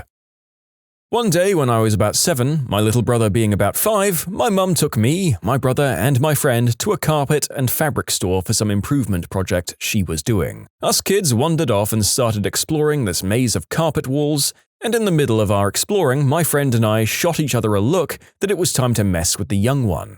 Immediately we both scream, "Oh my god, it's here!" and take off running. My brother has no idea what's going on, but instantly starts panicking. He's running, trying to catch up with us, and is freaking out, saying, "What? What is it?" My friend and I stop to catch our breath, and we look up at the top of the maze as if we were making sure that we were safe from some danger. We then tell him that we saw the African killer moth, a rare species of moth that grows from eggs planted in exotic fabrics, and that one bite from the moth can be deadly. My brother goes pale, and just as he's about to ask us something, I look up and yell, "Oh my god, it's back!" as my friend and I take off running and ditch my now crying and fearing for his life brother. This goes on about another 10 minutes until my mum finds us and yells at us all for being stupid. All fine and dandy, or is it? Cut to a couple of years back when I'm a senior in high school and my brother's a sophomore and the whole family's hanging out in the living room. Me, him, mum, and dad. We're all talking and suddenly a huge mother of a moth flies in and starts running into the ceiling lights. My brother turns white. My dad and I are laughing at how big the thing is and how we're going to need a bowl just to catch it. Meanwhile, my brother is just on the brink of losing it. My mum and dad are brainstorming how to get out when I just say, "It's easy, we just turn off all the lights except one and it'll head towards that one." My brother flips, just loses it. "No!" He breaks down and starts crying as he runs into his room and slams the door, screaming the whole time. Yeah, I traumatized my little brother. Not quite scarred, but my sister hates every time we retell the story. I think I was about 12 and my brother was 10. My mum and 3-year-old sister went out to run errands while my brother and I stayed behind. While they were gone, we took my sister's favorite toy, a stuffed lamb named Lammy, and put the shredded up top of a white tube sock around its neck. Like Lammy was wearing a collar made of shredded up sock. We stuck Lammy's body in between the couch cushions, but left its head exposed with the shredded sock collar visible. We scattered some of my mum's cotton balls around and voila! It looks like Lammy's severed head was waiting to greet them on the couch. When my sister came home, she let out a quiet, "Who did this?" and immediately burst into tears. We were grounded, she was fine, and at 31 years old, I still feel like a complete jerk. We totally got her though. Huh. I mean, yeah, you basically staged the murder of a loved one as a prank on an infant, so it is funny, but yeah, you don't get to pass through the pearly gates unless you've passed some more tests to prove that your conduct has reversed lately. My brother and one of his friends used to sit in his room and mess around on a Ouija board. It freaked out my grandma, who was extremely superstitious, really badly, so my dad and I decided the seances had to stop. I recruited one of my friends from college, who my brother had never met, and got a pair of pure black contacts. I had my friend put them in and hide in my brother's room. Note that on a TV show my brother watches, characters who are being possessed usually appear with black eyes. When my brother and his friend started using the board, he popped out at them and started hissing. Brother and friend ran screaming out of the house and refused to sleep in his room until I finally told him it had been a prank a month or so later. In short, I tricked my 13-year-old brother into believing that Satan had materialized in his bedroom. My older brother used to play this really fun game whenever we were in a swimming pool together. He'd pretend he was the shark and I would pretend I was a panicky, screaming 5-year-old who could barely swim. Then he'd pull me under the water. 20 years later, and I still hate swimming. Older brothers, we love you, but F you. Sincerely, your better-looking and more successful younger brothers. Scaring people once is funny. Making them live in fear is hilarious. Keep in mind that I weigh more than 250 pounds. My brother, age 20, has always been kinda jumpy. He says it's good reflexes, but it's just skittishness. I decided to help him with the problem. Over the past 2 years, I've hidden in virtually every nook and corner of our house. In closets, under furniture, inside cabinets. Places a big old fatty like myself should not be able to fit. Every time he thinks he's found all the hiding spots, I find a new one. I've hidden under and even in his bed only to jump out and scare him crapless. He lives in a world of paranoia when he gets home. At night when he reads in bed, at regular intervals he gets up and checks around the room with a flashlight to make sure that I'm not there hiding in the darkness. He even checks the closet multiple times a night to make sure I somehow didn't sneak into it when he closed his eyes just for a second. All of this is leading up to my final hiding place. He doesn't know it yet, but I brought a mattress that I'm storing at a friend's house. Slowly I've been carving a me-shaped hole in it, and I'm going to replace his mattress with it, cover myself in a mattress topper, and the moment he lies down in bed, his mattress will get him. There's this dumb kid who dropped out of high school who likes me. And I mean really likes me. We're both in our 20s now, but he's completely obsessed with me. He has absolutely no life plans and he's stuck in a plumbing business with his younger, but slightly more attractive if I have to admit, brother. He makes no effort to get his life together at all. He likes to think that I'm his girlfriend and he tells that to everyone he knows. He always tries to put his arm around me and make a move, even though I'm fiercely trying to tell him that I have no interest in him whatsoever. And that's not even the worst part. He's a heavy substance user, and I mean frickin' heavy. He does so many shrooms that I'm kind of surprised he has the money to eat, not to mention paying the bills. The bottom line is the dude is insane. I have a boyfriend. He's really big and muscular, and I like him a lot. His only flaw is he's a bit aggressive, and occasionally he'll take me out to lunch or to a movie date or something, but God forbid the dumb kid finds out, because if he finds out, he sets out to find me. For some reason, he thinks that my boyfriend is trying to kill me secretly or something. I don't know what he thinks. But it would pretty much scar him for life if I told him this flat out, and that I don't want him, and that I already have a boyfriend and he's not kidnapping me. That's why I never tell him. He's messed up as it is already. I don't want to drive him to self-deletion. I just wish Mario would leave me alone, and I wish his moronic brother Luigi would stop helping him.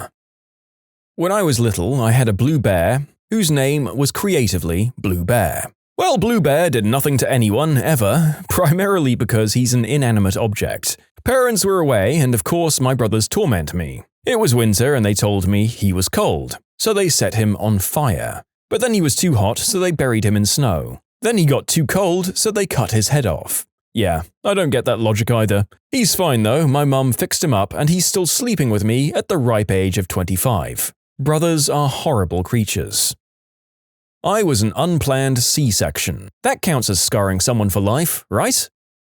That's a very literal interpretation of our subject here, but actually your mother in all honesty probably didn't relish this memory either, so I'd say you probably fit the criteria. Well done.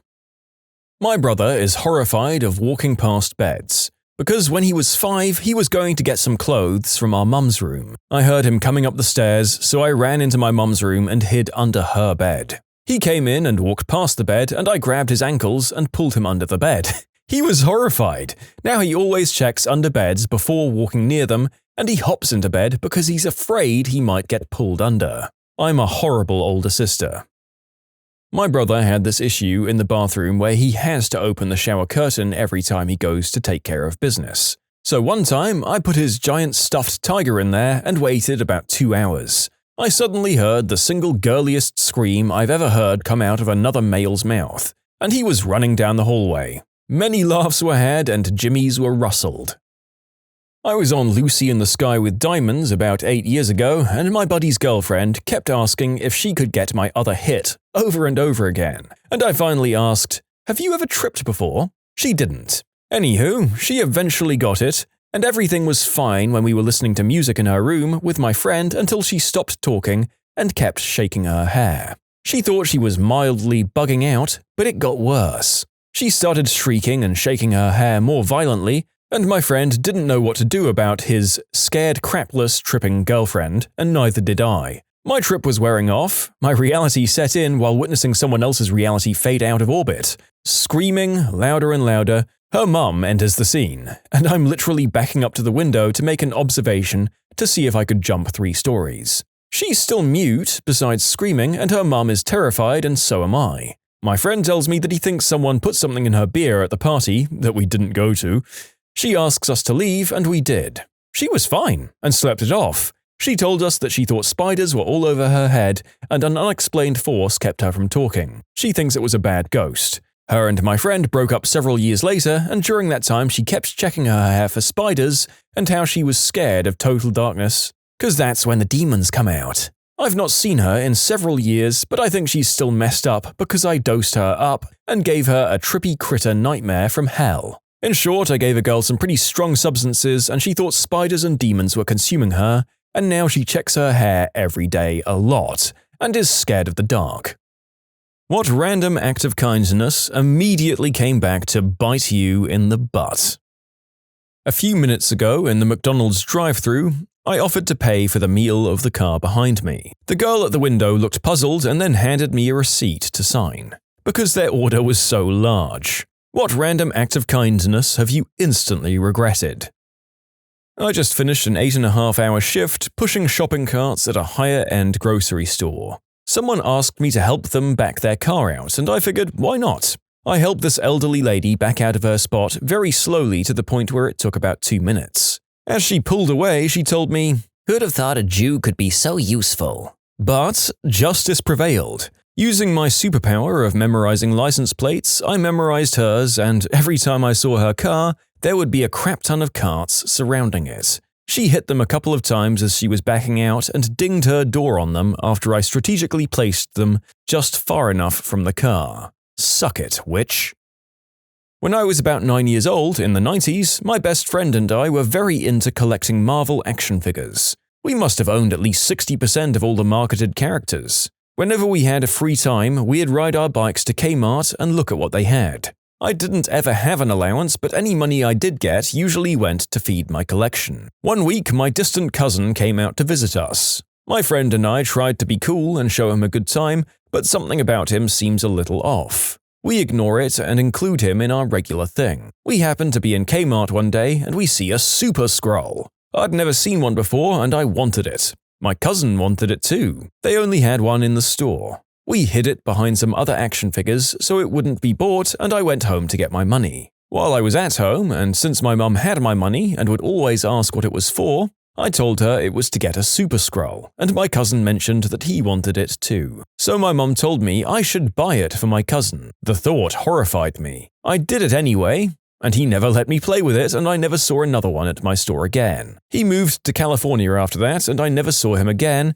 but about a year later I talked to him on the phone. I asked if he still had it. He sounded confused for a second, and then told me he'd thrown it away. I know it was a coerced act of kindness, but it was still my biggest childhood regret. And that, dear listeners, is why all cousins are terrible until they reach adulthood. They should neither be trusted nor offered any avoidable gifts out of one's own pocket. This excerpt from the guide on how to be an awful family member was brought to you by the narrator. Okay, here's mine. I was holding the door open for this girl, and then comes another, and then another, and it became a whole line of people I was obligated to hold the door for as my party left me behind, oblivious to my fate.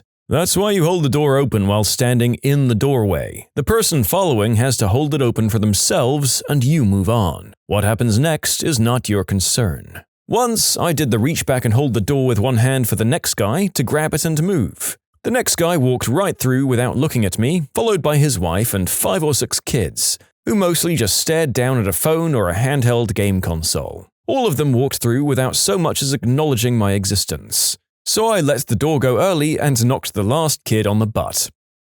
I was standing in the line at a very busy grocery store with a cart full of groceries when a friendly-looking old guy walks up behind me with one loaf of bread in his hands. I turned around to him and said to him, "It's pretty busy in here, huh? You can go ahead of me if you'd like." He gets a huge grin on his face and yells at a lady who's standing at the till next to us at the back of the line. "Anna, get your butt over here." There must have been $400 worth of groceries in her cart.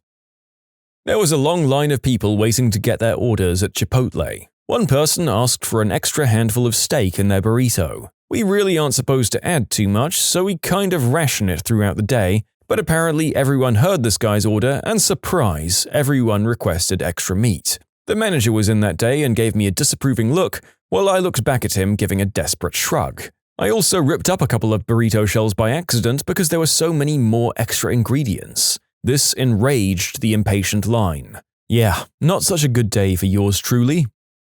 This is a random act of kindness that was bestowed upon me, and I regret not stopping it. So I'm driving my sister's car one day because mine was being repaired. Her boyfriend is at the Naval Academy, so she has a Navy bumper sticker displayed very prominently on her rear window. It's also double-sided, so one can read it by looking straight back.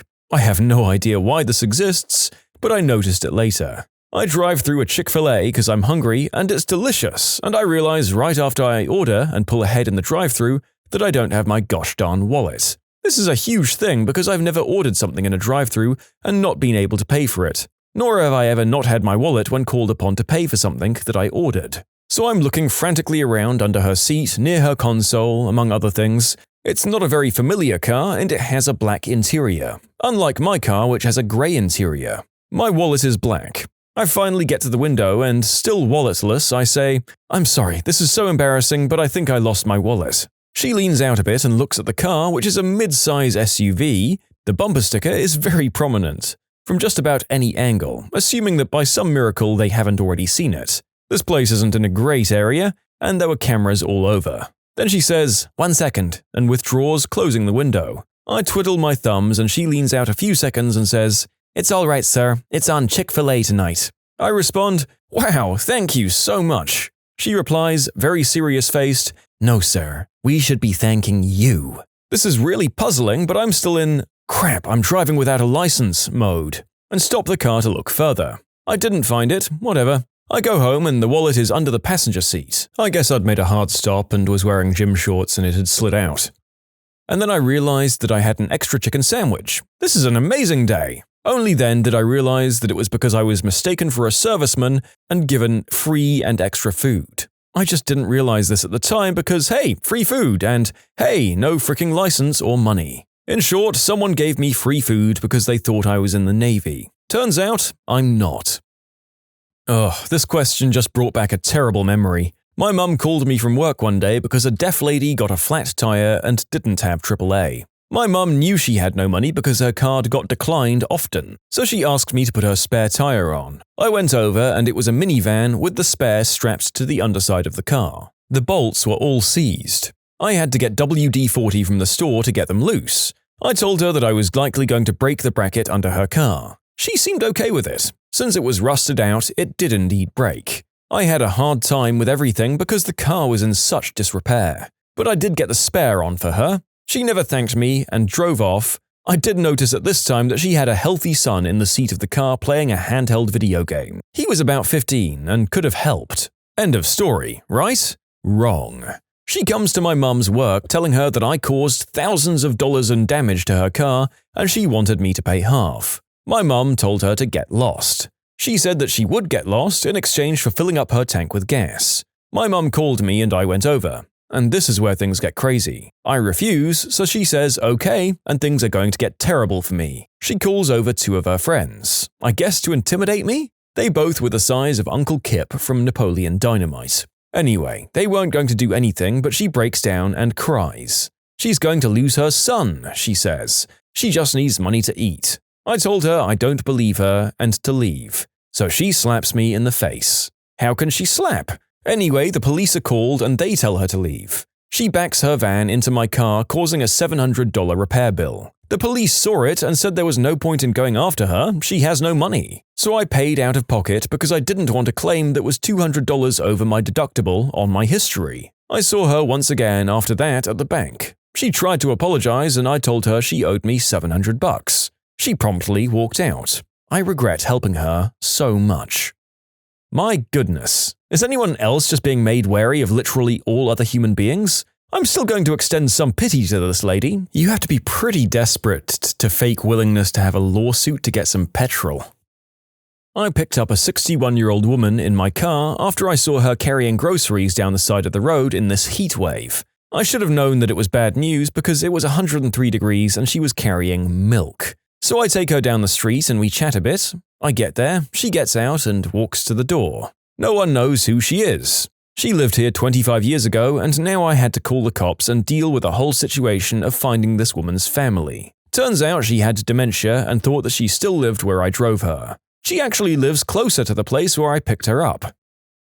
4 years ago, freshman year, I was selling my PlayStation 2. My friend wanted one for his cousin. I offered to sell him mine, but he had no money. Well, being the idiot I am, I'm like, that's okay, just pay me when you can. Needless to say, I never got my money.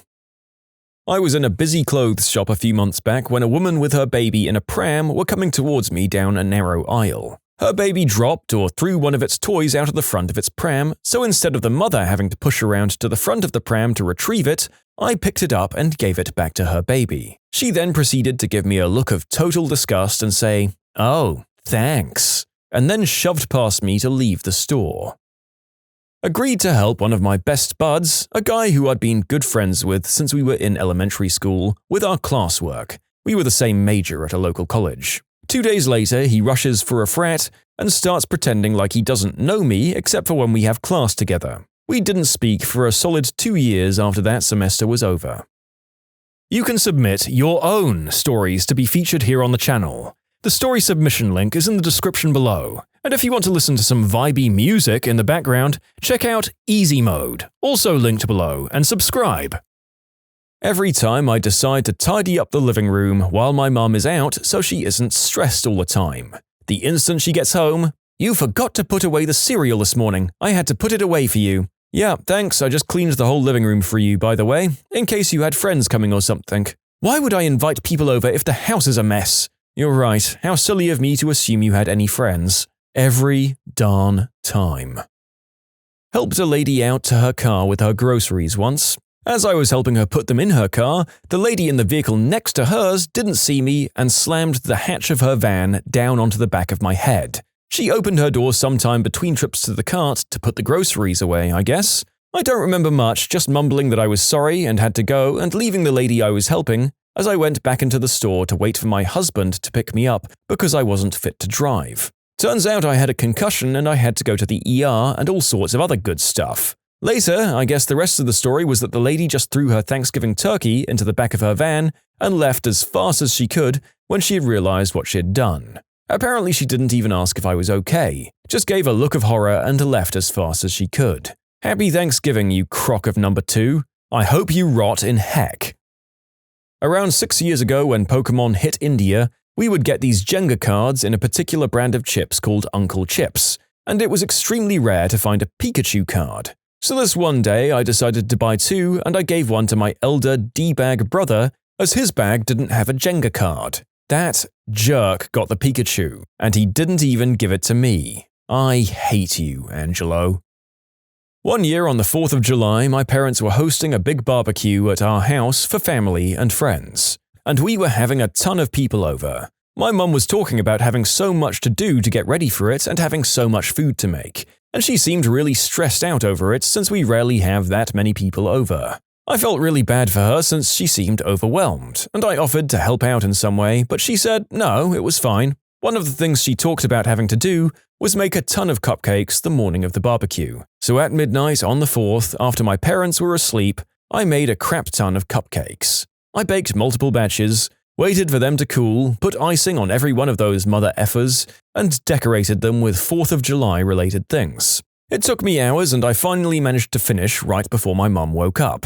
I was pretty proud of myself since they turned out really nice, and I felt good that I managed to take a few hours off my mum's workload for that morning. Later that morning, after my mum woke up, she came into my room and the first words out of her mouth were, "That's all you made? That's never going to be enough. You didn't use the right icing. We have tons of people coming and now I'm going to have to make more. Etc., etc. I felt awful. I was just trying to help. I really regretted it, especially since I could have used that time to finish up a paper. God damn.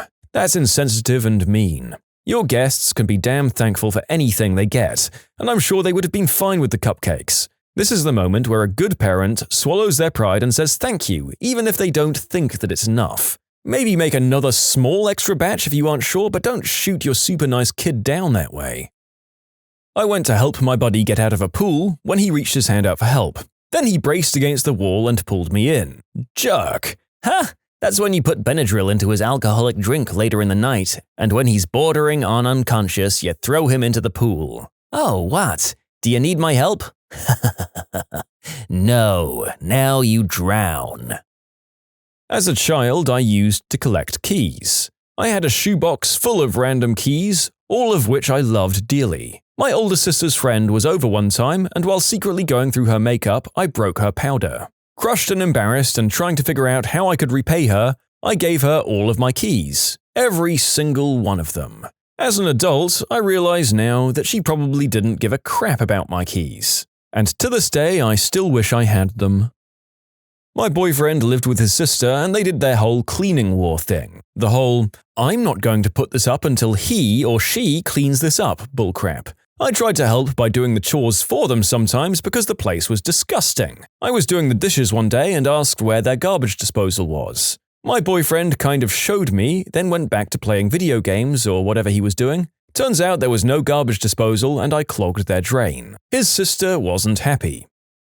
I offered to help my brother write a paper for English. He's in college and I'm in high school. I was so OCD about getting him a good grade that I ended up spending 6 hours rewriting the entire thing, until 1 a.m. I regretted it the second I read the first paragraph and realized his paper was complete crap. I witnessed a car accident while stopped at an intersection. This guy turned right in just as an old lady stepped off the curb to cross the street. I saw her get hit, jumped out of the car, ran across the intersection during a green light, so I could have gotten hit by a car too, got up to her lying bleeding all over the pavement and asked her, "Are you okay?" To which she replied with, "Of course I'm not." It was stupid of me to ask that question, but it's kind of a habit when you see someone hurt. I wish she hadn't been such a witch to me about it, but then again, she did just get hit by a car. Maybe she thought you were the one who hit her. Quite plausible, especially with all the sudden shock involved. I offered to help a workmate move when I was drunk. He called the next day when I was 11 out of 10 hungover, after too much tequila, and asked me to come help out. I moved his boyfriend's, and other roommates' crap over a 12-hour period. Just the two of us, and he couldn't lift anything heavy. Up 3 stories with no elevator. F my life. I once had my cousins visit, and the two of them were hanging out in my room. At the time, I'd been saving up money so I could buy something special. It just so happened that I put the $1,000 into one of my purses hidden in my closet. So the youngest asked if she could have a purse, and I said, "Sure, you can have any one you'd like. Just make sure that you check the inside." So she checked the inside, and I had a strong feeling that it was the purse with the money she had chosen to take. She did.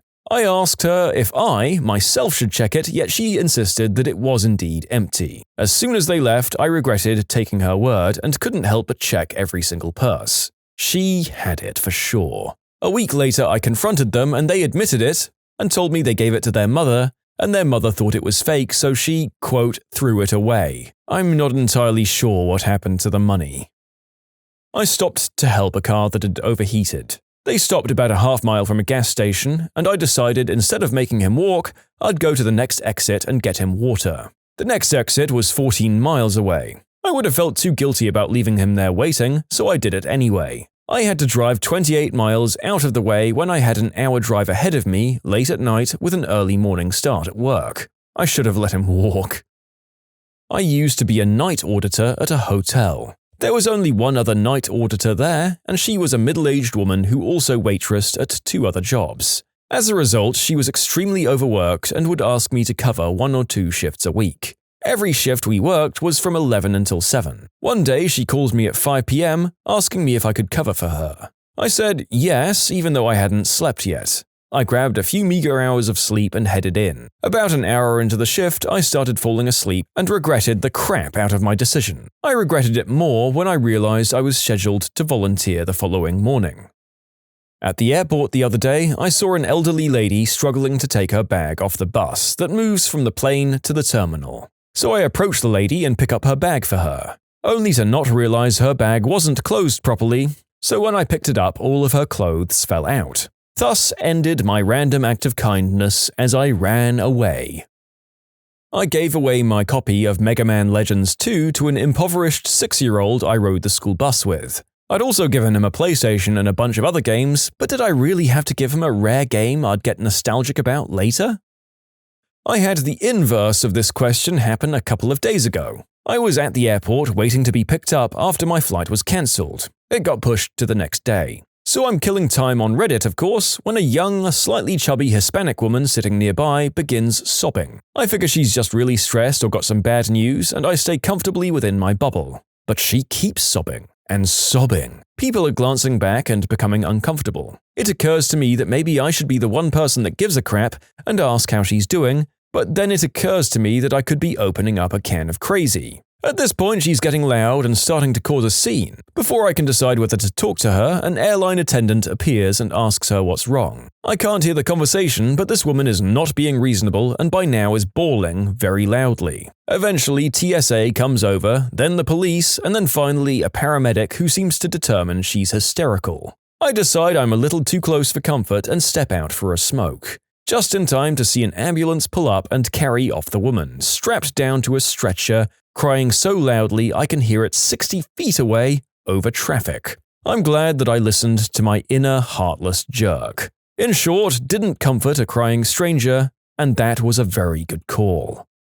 At what moment did you realize you were dating a complete moron? We were driving around this weird part of Las Vegas and I said, "This is surreal." And he said, "I know, it's so real." I repeated surreal, and he repeated so real.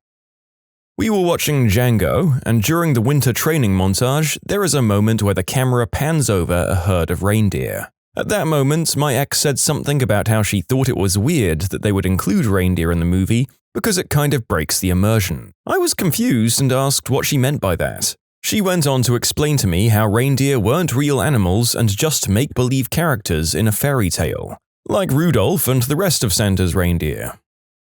I asked him what event resulted in World War I. His response was September 11th. He was serious. When she flipped out because her third grader came home with the word erect on a spelling list and was on the verge of calling the school. She honestly had lived her entire life not knowing that that word had any other use aside from describing the state of a man's Johnson. I dated a guy for about a month until I found out that he didn't realize that women's chests made actual milk to feed their baby. He thought that describing the act of chest feeding was just a way to hold a baby while giving it a bottle. I told him he was an idiot, and he said with a disgusted sneer, "I didn't know that because I've never known any woman who had or would feed their child that way." I told him that I'd fed my son that way, and he called me a child mistreater. When she thought I was crazy for putting Pop-Tarts in a toaster. Or maybe it was the time she tried making Hamburger Helper for the first time at 27 years old and called me from the store to ask where they sold the brown hamburger meat. I can't believe I dated that. I'm wasting away to nothing. Send help. Oh, and I almost forgot the best part. She's teaching your children right now in an American public school. The first time I thought this was when he told my parents he was a meatitarian because he eats everything. The same guy told me that the bumps on the side of the highway are so blind drivers know when they've run off the road. High school boyfriends. He was hot though. Well, we've all dated the gorgeous idiot. Fun and games until your resentment at the sheer lack of mental activity going on also just makes you completely uninterested in doing anything else with them as well. I had been dating this girl for a few months, and it was Christmas time. We weren't super serious, but it was serious enough that I was buying her Christmas presents. I found something for her that was perfect, and it had a connection to some funny event involving her and my cat. So I made the present from the cat. I thought I was being cute and she'd make the connection. Instead, she got angry that my cat got her a present and I didn't. I thought she was joking. To make matters worse, we were at her parents' place and they backed her up. It was extremely awkward and I realized it wasn't going to work out. The moon is so beautiful tonight. That's a street light. You know that, right?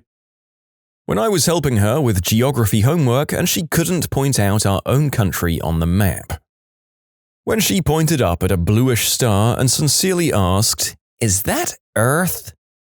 When she surprised me by inviting her mother on our 16-day Hawaiian cruise. She got me Mad Libs, and when it was her turn to do a noun, she asked, "What's a noun?" I said, "It's a person, place, or thing." There was a long silence as she thought. It went on for so long that I thought she must be thinking of the best noun I'd ever heard. Then she said, "Place." Back in college, I saw a fleur-de-lis tattoo on a girl's butt for the first time. What made you decide to get a fleur-de-lis tattoo on your butt? I don't know. I wanted something tribal. She told me with a straight face that our horoscopes had changed and it was a bad idea to be together. In high school, I was in an extracurricular program after school. There was one portion of it that was pretty much all girls. I dated one girl from this portion all throughout high school. I went to all of their events and helped out. I always wondered why none of the other girls or their parents really talked to me. Right before we graduated, I brought it up to her, and she told me that she told all of them that I was physically and verbally attacking her all the time. When I asked her why, she told me it was so no one else would steal me away from her. I broke up with her shortly after that. When I saw her water her plastic plant for the third time. I don't know, the first 2 times I was sort of stunned and curious. The second time she actually said, "The water just goes right through." I've had this one cactus for maybe 2 years now. It leaks, so I kinda never watered it. At this point, I don't know if it's artificial or organic, but I don't really want to break it to find out. So I just keep it by my other plants and I don't think about it. She kept trying to put food inside the rolling pin and then try to flatten it by just rolling it around. I'm trying to imagine a rolling pin constructed in a way where you could put food inside of it. I've got that classic solid wooden roller design in my mind, and that's all I can think of. Okay, so apparently lots of people here have rolling pins that are hollow, so you can fill them up with water to add weight. Apparently most of those versions are crappy plastic kinds. I frickin' swear to God I'm not making this up, but back in 2006 my ex-wife fell for the Nigerian prince scam and gave out our bank account number. A roommate of mine was dating this girl. Really cute, super sweet. We were all in the living room watching another roommate play Call of Duty World at War. It was still new at the time. She eventually asks if this was based on a true story. We reply that although the specific characters likely didn't exist, the game was based on World War II. Her response? "What's World War II? Are you serious? It was World War fricking II. At one point she even said, 'It's not like everyone knows about it.' Yeah, Katie, the whole world does know about it. It was a world war, and not the first one either, apparently. When he said the color orange didn't exist because it was really just pink and red mixed together. Was on a hike and was following a trail that I'd read up online. We got to a fork and I said, "Okay, now we need to go north." And she says, "Haven't we been going that way this whole time?" Confused, I look at her and ask why she says that. And she replies, "North is the direction in front of you, yeah?" I'm still not entirely sure about the origins of that logic. We were 16 at the time and we went to go and do the deed. I realized I didn't have any protection and then she told me she didn't need it because I trust my body not to get pregnant. I asked her what she was talking about and she told me it takes conscious effort to become pregnant, and if she didn't want to be, she'd never conceive. How's she doing these days? 10 kids and living in a trailer? In my defense, this story was back in 2004. I found it charming and endearing that this guy did funny voices, made funny idiosyncratic jokes, and occasionally called me Milady. Then I saw Anchorman. Oh my god. He was literally doing a 24/7 Ron Burgundy impression, eclipsing his entire personality. I'm not sure that I ever really met the real him. Ah, the old imitate a fictional character because you have no real personality of your own trick. 0% of the time, it works every time. Why do people keep going to knife point? It sounds like people keep getting held up there. When we got into a legit argument over how many years there are in a decade. Baby, if you're reading this, there are only 10 years in a decade, not 12. That the past was black and white. She was dead serious. My mum used to come up with weird, deep answers to questions like this, which confused 5-year-old me a whole lot. When we were watching some documentary film with 1930s footage, I asked her, why was the world all grey back then? Her answer? Because the world was covered with the smoke of war. My ex of 4 years, when she considered it not cheating to do the deed with a woman because there's no eggplant on her. Girl, it's still cheating. I knew someone in high school who told a story about how once she was really nervous about getting pregnant. She wasn't, but when she finished her story, the teacher asked if she checked for transmissibles. Her reply was, "Oh, I'm on the pill." A girl I dated for 5 years thought Al-Qaeda was a lone dude named Al, and I convinced the same girl that Whoopi Goldberg was married to Gerard Depardieu, as in her full name is Whoopi Doopy Doo. I told her a story about my childhood. 2 weeks later, she told it to me, but this time it was her childhood, apparently. She tried to argue that we could get to the moon easier if we just built a spaceship that could go underwater, and flew it through the ocean to the moon during the daytime rather than straight up. My God, someone get NASA on the phone. When she told me that babies could only happen if there was love, and the only way to get purgant from the unspeakable act was if you really loved the offender. He shot himself in the leg twice while cleaning his weapon. The same weapon, 2 weeks apart. First, he got himself in the calf, and then he took out his kneecap the second time. Same leg. Took months of surgeries to fix it. We were at a restaurant and she saw a picture of a buffalo and said, "I want to eat that pig." I was dying laughing. Probably one of the funniest people I've dated, but definitely wasn't too sharp. My ex thought that whenever I missed his call, the phone would still be ringing after it went to voicemail. I got at least 3 voicemails a week that consisted of silence and the odd, annoyed, impatient sigh. I showed my wife this thread and she reminded me that I used to think that yeast infections were a result of eating too much bread. Yeah. You can submit your own stories to be featured here on the channel. The story submission link is in the description below. And if you want to listen to some vibey music in the background, check out easymode, also linked below, and subscribe. We were laying out under the stars and he asked why some were brighter and others dimmer. I told him that there were different sizes, brightnesses, and distances away. Confused silence. You mean they're not stuck up there? I'm lying there thinking that this can't be true. But oh, yes, it was.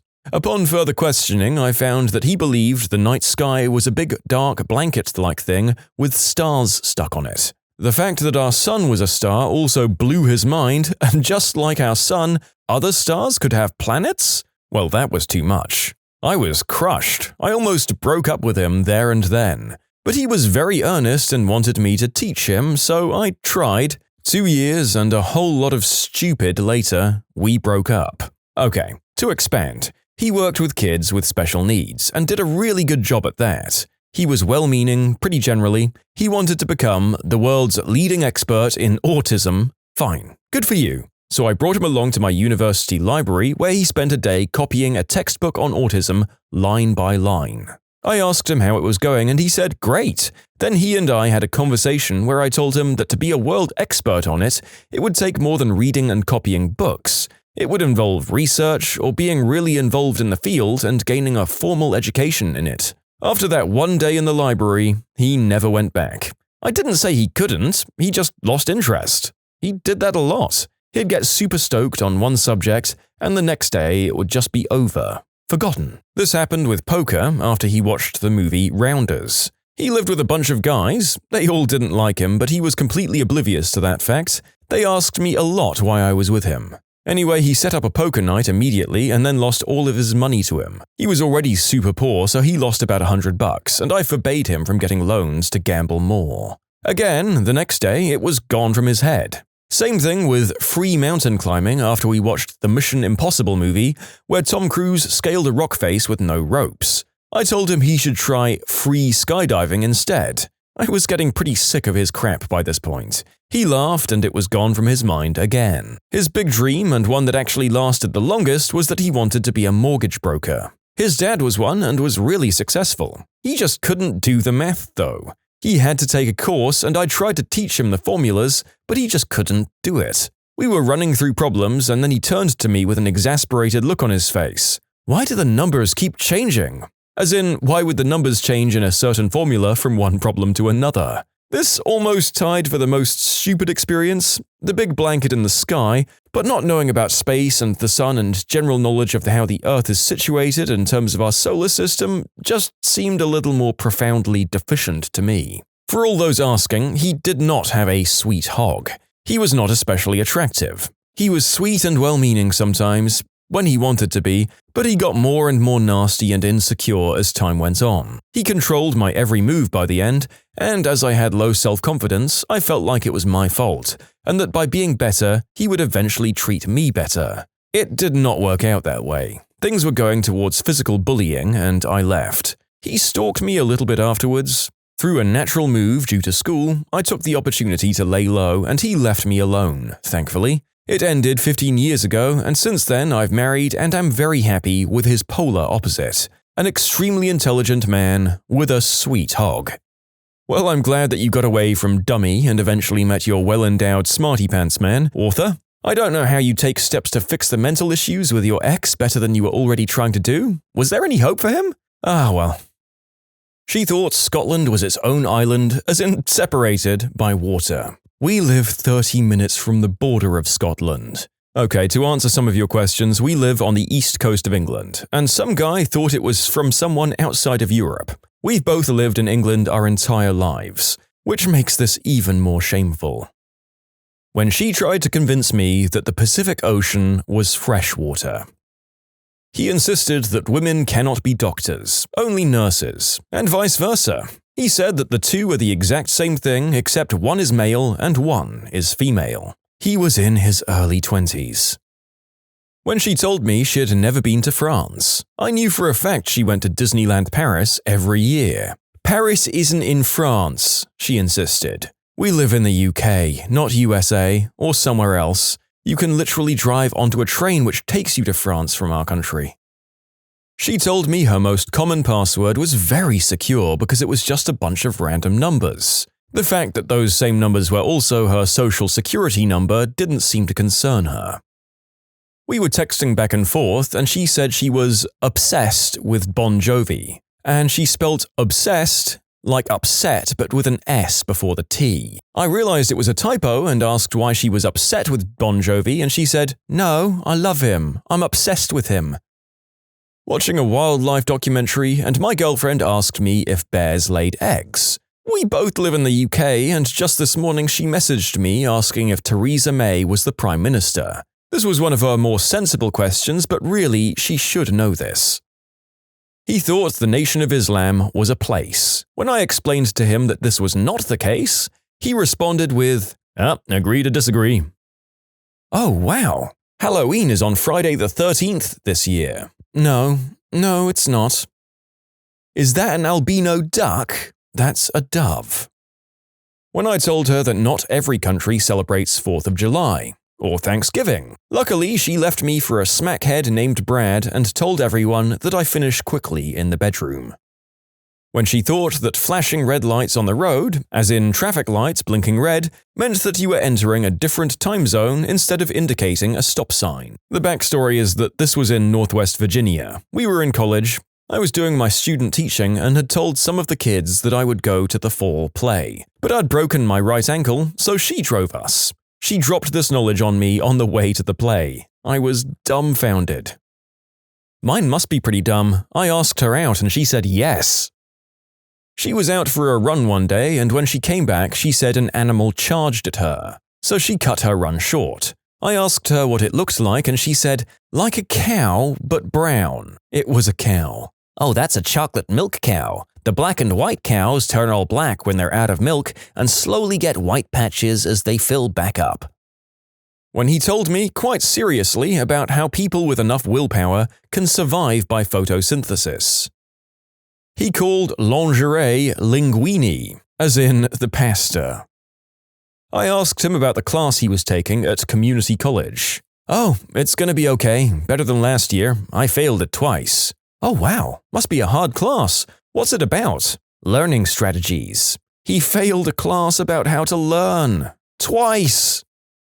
He was getting his license renewed and they asked him if he wanted to be an organ donor. He said no way. When I asked why, he told me it was because he didn't want the government to come knocking for any of his organs when he still needed them. He really thought that becoming an organ donor meant that at any time, his organs could be taken. I mean, this man has seen the very serious and completely factual Monty Python documentary, The Meaning of Life, and taken one of its biggest lessons to heart. Bless. Driving down the road and the moon is visible during the day. She asks, how is the moon out at the same time as the sun? Sometimes that happens, it's not uncommon. No, they're the same thing, so how come I can see both at the same time? The sun and the moon are two different things. You're not serious, right? Yeah, not everyone went to college like you, schoolboy. You learned this in like the 2nd grade. This woman was in her early 30s. My girlfriend at the time genuinely believed that it was the Headless Horseman that ran through Lexington and Concord shouting, "The British are coming, the British are coming." Boyfriend took me to a fancy restaurant and we ordered wine. When the waiter came back, he gave my boyfriend the cork to sniff. My boyfriend grabbed it, sucked on it, and licked it like a lollipop, all excited while the waiter looked uncomfortable, poured our glasses, and slunk away. When she said her dad told her the giant wind farms in Central California were to cool things down, and she believed him. I asked, this happened when you were a kid, right? No, last year. While making Kool-Aid, how much sugar does it need? It should say on the package. Just tell me. 1 cup. Okay, well there's only 1/3 of a cup here. Where's the whole cup? I don't know, just use the 1/3 cup then. How many scoops do I do then? It's 1/3 of a cup. I don't know fractions, just tell me. I'm not gonna tell you, figure it out, it's 1/3 of a cup. How many do you think it would be? I don't know, Jonathan, just tell me. 3. That girl was 20 years old at the time and I'll never forget that experience. When he joined the Klan while dating me, I'm not white. He decided that he didn't want to go number 2 while staying with me in student halls, so he just didn't do it for 10 days and seriously messed up his digestive system. To clarify, I was living in student halls which were nothing more than bedrooms, bathrooms, and kitchens. It was a half-hour walk away from the university itself. His excuse was that he has anxiety about doing that in places he's not familiar with, or around a lot of people he didn't know at the time, as it was quite near the beginning of our relationship. She threw a butter knife at a light bulb in a crowded restaurant because she didn't like that it was flickering. What's the worst thing you've seen or heard in a game of truth or dare? I got dared to use a zip line that nobody had touched in decades. So we climbed up a mountain while wasted in the middle of the night and found that my friend was not bullcrapping and that it actually did exist. We used our zip on it and sailed over a 1,500-foot drop. And then the thought occurred to me that I had no way of getting back, and I had not even brought a flashlight with me and had absolutely no knowledge of the part of the mountain I was zipping to. So I basically stood in place for 7 hours or so. I don't know if that was the worst, but it was definitely the most stupid, considering that the whole point of the game was to get with some girls who were no longer in a partying mood after I disappeared into the night. When I was about 15 years old, my old high school soccer team had a co-ed spaghetti dinner that turned into a co-ed sleepover. Maybe about 6 guys and 5 girls. We ended up taking a bottle of really cheap Mr. Boston vodka from this kid's parents, and all of us began drinking much faster than 15-year-olds should. I was beginning to feel pretty nauseous, but was determined to stay in the game of truth or dare that we'd started. I was then dared to kiss the bare butt cheeks of one of the more crude chicks on the girls' team. As I pressed my lips to her cheek, she thought it would be hilarious to grab the back of my head and let rip right in my face. The heat and smell were too much for my stomach to bear, and as I pulled away, I blew chunks all over her back and butt. One of my mates said he had his Johnson pierced and nobody believed him, as he'd sometimes exaggerate or make up stories. To prove it, he put a straw through the piercing, and then another of my mates was dared to drink his drink through the straw. It was hilarious and weird, and both parties regretted it immediately. I was playing Truth or Dare with a few friends, my best friend and my best friend's wife. When they were married, they were both virgins by choice, from a traditional household. We're having fun and it comes to my turn, and I ask my best friend's wife, Truth or Dare, and she answers, Truth. My friend and I would always joke about our significant others despising the act of doing it in the butt and being disgusted by it. So I asked the joke, have you ever done it in the butt? She says, yes. Her husband turns bright red and says, no, we haven't, and the two leave shortly after. Turns out she was a traditional virgin, but had lost her, rear virginity back in high school. We didn't really talk after that. Ah, church values. You see, at that point, just doing the deed the usual way feels less sinful and dirty, to be honest. Not that there's anything wrong with doing it in the butt if you're into that, I just think that surely your divine being can't think that your workaround was any better than what you were trying to avoid. Same motions, same intent, same goal, for him at least, and just more number two. Ugh. I'm a little late here, but my friend answered a truth and told everyone that he has 2 buttholes. Long story short, I've seen it, and that guy has 'em. And what I learned later from the internet is that there are many people with 2 buttholes. Color me surprised. Really drunk at a house party in high school. This hot girl named Jennifer took a truth. So the question was what her worst experience in bed had been. Suffice to say that the answer devolved into a cryfest about some legitimately traumatic stuff. After that, we didn't play the game very much anymore. When I was 17, I worked as a summer camp counselor. The week of our orientation, before the campers arrived, all the counselors were down by the lake and we started a game of Truth or Dare. Everyone was pretty normal except for this quiet girl that was a Disney freak. Everything Disney. Pajamas, sleeping bag, hair ties, t-shirts, all Disney, all the time. Being 17-year-olds in the woods, our truths and dares got pretty raunchy pretty quickly. After finishing my dare, I turned to her and asked, Truth or Dare? Truth was the reply. Okay. Have you ever done the deed? I asked. Yes, but only with one person. The answer then went a little too dark for YouTube. But suffice to say, we probably should have called the cops about what we heard. Game fricking over. For the people asking for a follow-up, many of the counselors and naturalists spoke with her that night and the next morning. Her father had been jailed a few years ago prior to her telling us. One dare was to bake cookies whilst in the buck, but then we were out of sugar, so a follow-up dare required a second person going to the neighbor's door in their underwear to ask for a cup of sugar. It worked and the cookies were delicious. The grad student neighbors didn't even bat an eye. In high school, a group of friends were playing Truth or Dare drunk after a party at my house. One of my friends had a crush on a girl and was trying hard to get with her. So when it was her turn to ask him, he suavely stated, Dare. She told him to put one of the lights adorning the nearby Christmas tree into his wee-wee hole. He did, she was disgusted, and ended up loudly hooking up with another friend in an adjacent room, like soul-crushingly loud, while he stayed on the couch nursing his burnt meatus. 'Tis the season, I guess. One time I was dared to kiss this girl and I passed because I was in a long-going relationship with a girl I really love, of 3 years, so I did the following dare instead. I poured really hard rum onto my hand, lit it, and I had to keep it lit for as long as I could. Once it got too hot to handle, I had to put it out. Part of the dare was to put it out with the watermelon next to us. So I proceeded to punch it open with my flaming fist and stick my hand in it for 3 long, annoyingly sticky hours. I mean, you punched a hole in a watermelon with fire for love. That's amazingly badass.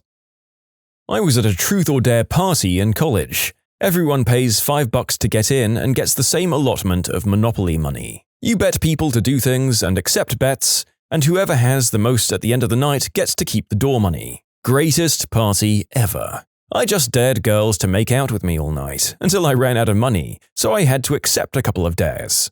Someone dared this other guy to eat a zebra cake off my butt, and dared me to drop trow and allow him to. So I figured, I'm not eating it, no big deal. It wasn't that terrible, but it did get my butt all sticky. I also felt like I couldn't really complain because of what the other guy had to do. At age 18, while at a friend's house digging around looking for a lighter, he finds an adult toy in his single dad's bedroom. It was one of those hot pink sparkly male member toys with the rabbit thing on it. Something that didn't really seem like a guy toy, and it was in the spare nightstand, so we assumed maybe an old girlfriend's or something. Fast forward a few weeks later, his dad was out of town and there were a few of us over playing Truth or Dare, and I dared him to do something with his dad's toy. At first, his face turned 10 shades of red, embarrassed in front of everyone else, but then he manned up, grabbed it with a Ziploc bag worn like a glove, and rubbed some sliced habanero peppers all over it. This was a Friday night and his dad was supposed to be back Saturday. Saturday night rolls around and he and our other friend and myself are all in his house quietly as we had been drinking and had snuck in. This was about 8 p.m.-ish. As the other friend and I stood in the driveway, we heard the most god-awful, blood-curdling scream, the kind of scream that sounds like someone is being murdered. We dashed in just in time to meet our friend in the hallway as he sprinted into his dad's room. His mum, as in his father's ex-wife, is on the floor butt naked, curled up in a ball screaming her head off. Apparently, his mum and dad had been screwing around behind the family's back. A hospital trip followed, and after spending the night in the ER, not knowing what the frick happened, they ended up coming out in the open, getting back together and then remarried. That was 12 years ago and they're still together. For their wedding present, I gave them a jar of habaneros that they still don't understand to this day. Thank you, Ryan. If you're ever out there, your mum's burning bush has become mildly famous on Reddit and YouTube. I never knew the internet liked a good, fiery love story. Your friend's cruel actions brought his parents back together. That's absolutely amazing. Parent Trap 2, Habanero Boogaloo. Well, all's well that ends well, I suppose. My God, I cannot imagine getting a high Scoville score pepper on one's private parts. I've repeatedly done it to my eyes before, but never downstairs. I do not envy your mother. A girl at a party I once went to got dared to sit on a small lava lamp. As in, sit on it, if you get what I mean. Anyway, this thing was on and hot. The poor girl sat for 2 seconds and jumped right back up. Turned out she gave herself burns on the inside of her lady parts. My friends and I dared a kid to snort a bit of very, very hot sauce. He snorted it like a champ and then spent the rest of the night with blood pouring from his face. 7th grade. What were we thinking? It wasn't really a dare, but a drunken friend said he'd show us how much of a man he was. In quick succession, he chugged about 250 mils of Jack Daniels, snorted a line of salt and then poured vinegar into one eye and squeezed a lemon in the other. Everyone laughed at him because he had to run to the bathroom crying to wash his eyes.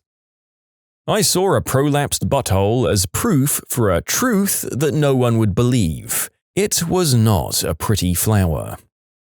You can submit your own stories to be featured here on the channel. The story submission link is in the description below, and if you want to listen to some vibey music in the background, check out easymode, also linked below, and subscribe. It's not that bad comparatively, but it was still unpleasant. In 4th grade, we played Truth or Dare at my birthday party. It was all guys, which made it kinda weird. One friend dared another friend to get into the buck, which was really weird. So my pal begins a striptease as we all beg him to stop. He got down to his stained briefs, this guy didn't let his wee-wee drain all the way I guess, and was just beginning to lower them when we heard a scream. My 7-year-old sister had just walked into the room to see a scrawny, self-proclaimed street-rapping gangster/meteorologist busting out his hog. He dove into his sleeping bag and didn't talk to anyone for the rest of the night. We decided video games were a lot more fun and immediately ended the game. My friend denied anything had ever happened the next day. This guy was obsessed with weather in elementary school, all he ever talked about. He was a white kid who moved to our very white city from a very diverse, low-income city, so he talked like a thug while going on about cold fronts. He did end up becoming a meteorologist though, so hey, good for him. I got really drunk in a game with some workmates, and I had to pull out my ball bag and touch it against another guy's. Probably pretty tame compared to the rest of this video though. Went to an adult-themed elf party once for Christmas. Good mix of a crowd until we all got absolutely off our heads. Some guy got dared to be blindfolded and have a down-under kiss from some random girl. A guy at the party who'd always denied being gay decided it would be funny for him to do this particular act. That's how my friends Tom and Chad met and later got married. We were on our way to Hershey's Park for the 8th grade class trip. All the cool kids sat in the back of the bus. Somehow I got a seat back there too. It began as a silly middle school game of truth or dare, until this girl was dared to go south of the border on some guy for 2 minutes, and then a few turns later, she was dared to do it again to a different guy. I was an innocent cream puff Casper milquetoast, having never seen anything like this outside of my computer, and I was in shock. Not super risque, but it gave her the funniest nickname for the next 4 years in high school. Doubleheader. An entire room of girls had to rub A535 gel on their hoo-has. There was silence, and then screams. I watched my friend take a crap in the park, and then we threw rocks at it. I miss being a teenager. One of the popular girls in my high school admitted to regularly making brown in her hand. She took truth and was asked to tell an embarrassing secret or something like that. She said that she was always embarrassed whenever there was a splashing sound in the toilet when she went number 2, so she'd always do it in her hand and then slide it quietly into the water. She went from being a popular girl to being the brown-handed girl pretty quick. A friend of mine back in high school was asked where the weirdest place he'd ever tickled his pickle was. His answer was a train, which, it's pretty weird, but we did ask. And then, for whatever reason, he didn't stop talking there, and he told us where he put the mess afterwards. When the train staff came through, he fricking ate it. Again, he just told us that last part without anyone even asking. Oh, and there it is. There is the winner of the Gagging Narrator Award. I mean, I'm thankful you didn't just wipe it out on the upholstery, but my god, next time can you just not do that particular deed at all, so there's no need for any grisly choice like that to be made? Oh!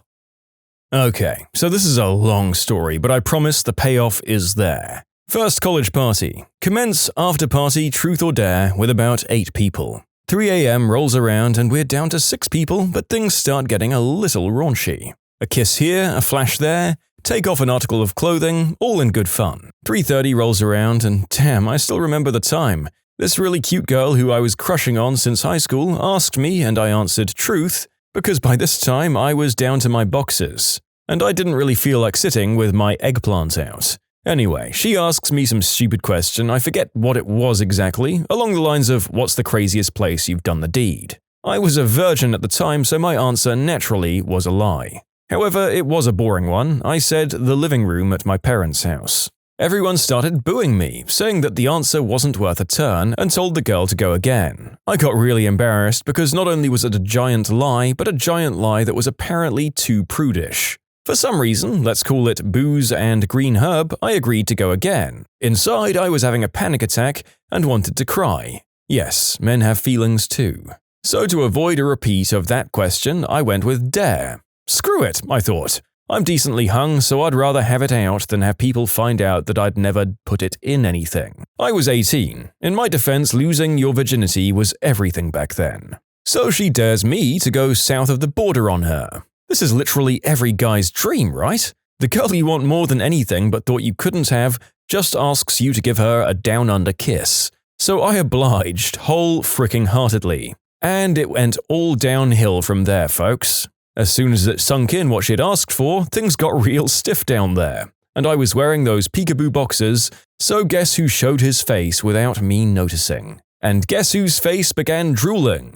So yeah, pre-splooge is a real thing, is something I learned that night. So here I am sitting across from the hottest girl who's ever asked me to just do some stuff with her, with my Mr. out, oozing, throbbing, and leaking all over my boxers, surrounded by 3 other girls and another guy as well as some random party stragglers who are just watching this all unfold. It gets pretty bad. I notice what's going on, but I don't think much of it because she's already taken her undies off. So all she does is hike up her skirt and spread them wide. Holy crap, I'd never done this before. The most I'd ever done with a girl was a kiss at that point. I should preface this by saying I get all gassy when I'm nervous.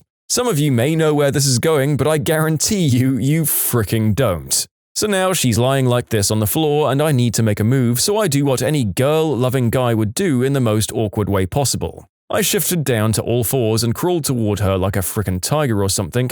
I put my face in the correct area, but my hands aren't touching her or anything. Instead, I'm on all fours like I'm a puppy sniffing at her. After a few seconds, the position gets horribly uncomfortable and I shift my weight in such a way that my butt is now sticking up and my knees are underneath my body. What happens next is the single worst 30 seconds of my life, followed by years of shame. She begins moaning and tells me to take off my boxers. I quickly oblige, but I can only get them half off in this position without stopping what I'm doing. So I'm now mooning 3 chicks and a guy that are sitting behind me, with my hairy crevice perfectly on display about 2 feet from their faces. The woman that I'm doing this to starts moaning more and saying she's about to get there. Anxiety gets the better of me and I get super nervous. Did I mention I get gassy when I'm nervous? And did I mention that alcohol also gives me horrible indigestion? The more things heat up, the more I'm now focusing on what's about to be the biggest toot of my life. She begins to go into her state of euphoria, and I can feel it from her downstairs and her other muscles tensing up. I get so excited but simultaneously relieved that I can stop and excuse myself to go to the bathroom and let one out. Except I got relieved too soon. The blast was explosive, but the real problem was that I hadn't done number 2 all day. So the net result was this girl moaning, screaming, and having the time of her life while I was simultaneously taking a projectile crap on 4 people behind me. The smell. Oh God, the smell. I didn't want to turn around, but I had to before the other girl was even done with arriving. They were fricking coated. One of the girls got it worse than everyone else. Her face looked like it was dipped in a bucket of Nutella. Chunky, watery Nutella. The guy got it bad too, and they all got it in their hair, their mouths. Oh God. So now this was all happening in several seconds. So when the girl finally opens her eyes, all she sees is my gaping butthole with bits of number 2 sticking out of it. I turn around to look at the damage, and me on all fours, and the other people soaked in it, starting to scream. She screamed, I screamed, and the guy began hitting me, covering me in my own number 2 that was falling off his face and neck, except several seconds after he started hitting me, he began blowing chunks. His hands slipped on the upchuck and he collapsed on top of me. 2 undressed guys on top of each other, coated in splooge, chunks, and explosive number 2, surrounded by hot chicks, most of whom are also covered in number 2. In short, the story has haunted me for 5 years. Epilogue, I actually dated this girl for 2 years afterwards, and the chick who got coated in my crap the worst is now my best friend. The guy I actually never saw again. He left that night. I saw the other 2 girls from time to time, but we never made eye contact. For some reason, people started calling me Butt Candy at parties after that. The nickname stuck around at parties until I moved cities a year ago. Up until now, the narrator has never had a story that he couldn't finish without laughing, so well done to that author. Whether your tale is real or fictional, I salute you. My God. What did you do at work that made you realize, well, I'm getting fired, aren't I? I worked for a small computer company, doing a couple of million a year in sales. One of my tasks was to update price listings and have those changes reflect on our vendors' websites. I put 1 less 0 on one computer model and ended up costing our company $30,000 in about 1 day. Someone had noticed the error and bought a crap ton of computers. Even though there was a Q&A process to catch these things after me, I knew that I was getting fired. In short, I got fired. I should say that my boss was actually pretty cool about it, but they had to put the blame on someone. He told me I could still use them as a reference and that I could label the position as a short-term contract. I'm a police dispatcher, and one time at work I was working the desk and Toys for Tots workers came in. My boss joked that I should ID them to make sure they weren't thieves. We laughed and the gentleman took the 10 trash bags full of toys and left. Later that night, a man called and asked when he could pick up the toys. After telling him that 2 guys already picked the toys up, he confirmed to me that we had most likely been robbed. He asked if I'd ID'd them, and I said no. He spoke to my boss, and my boss then informed me that we would probably be on the news since a police station was robbed, which was ironic, and he flipped out on me. It turns out it was actually an off-duty cop calling to play a prank on me. I worked at an automotive parts manufacturing factory while going to art college, and part of my job was boxing up parts and attaching a tag onto the box with thin wire. But for every box I completed, one every couple of hours, I sculpted a little animal out of the wire with needle-nose pliers. I gave the little sculptures, bears, rabbits, whatever, to random employees, which they left on their workstation. One day, as I was making one of the little sculptures, I looked over my right shoulder to see my supervisor standing directly behind me, just watching me with a clipboard. I paused, looked her dead in the eye, held out the sculpture, and said, "Want a bear?" She fired me on the spot. I'm now an animator at Disney. I hope that before asking your fateful question, you maintained eye contact with your supervisor for at least 5 seconds, with an equal amount of time after your question and before she said, "You're fired." Because that takes this from funny to like NBC comedy script level. Good job on moving up and creating different, more complicated bears for the silver screen.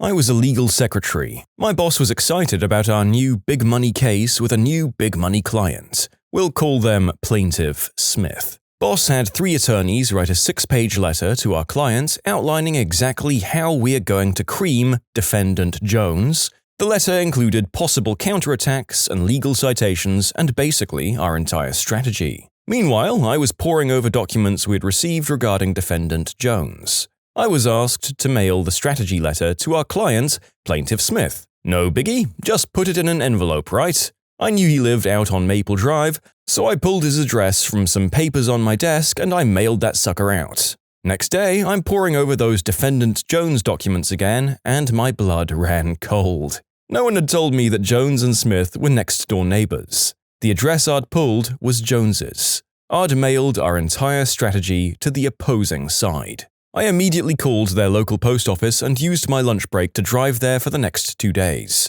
People at my office knew my mistake.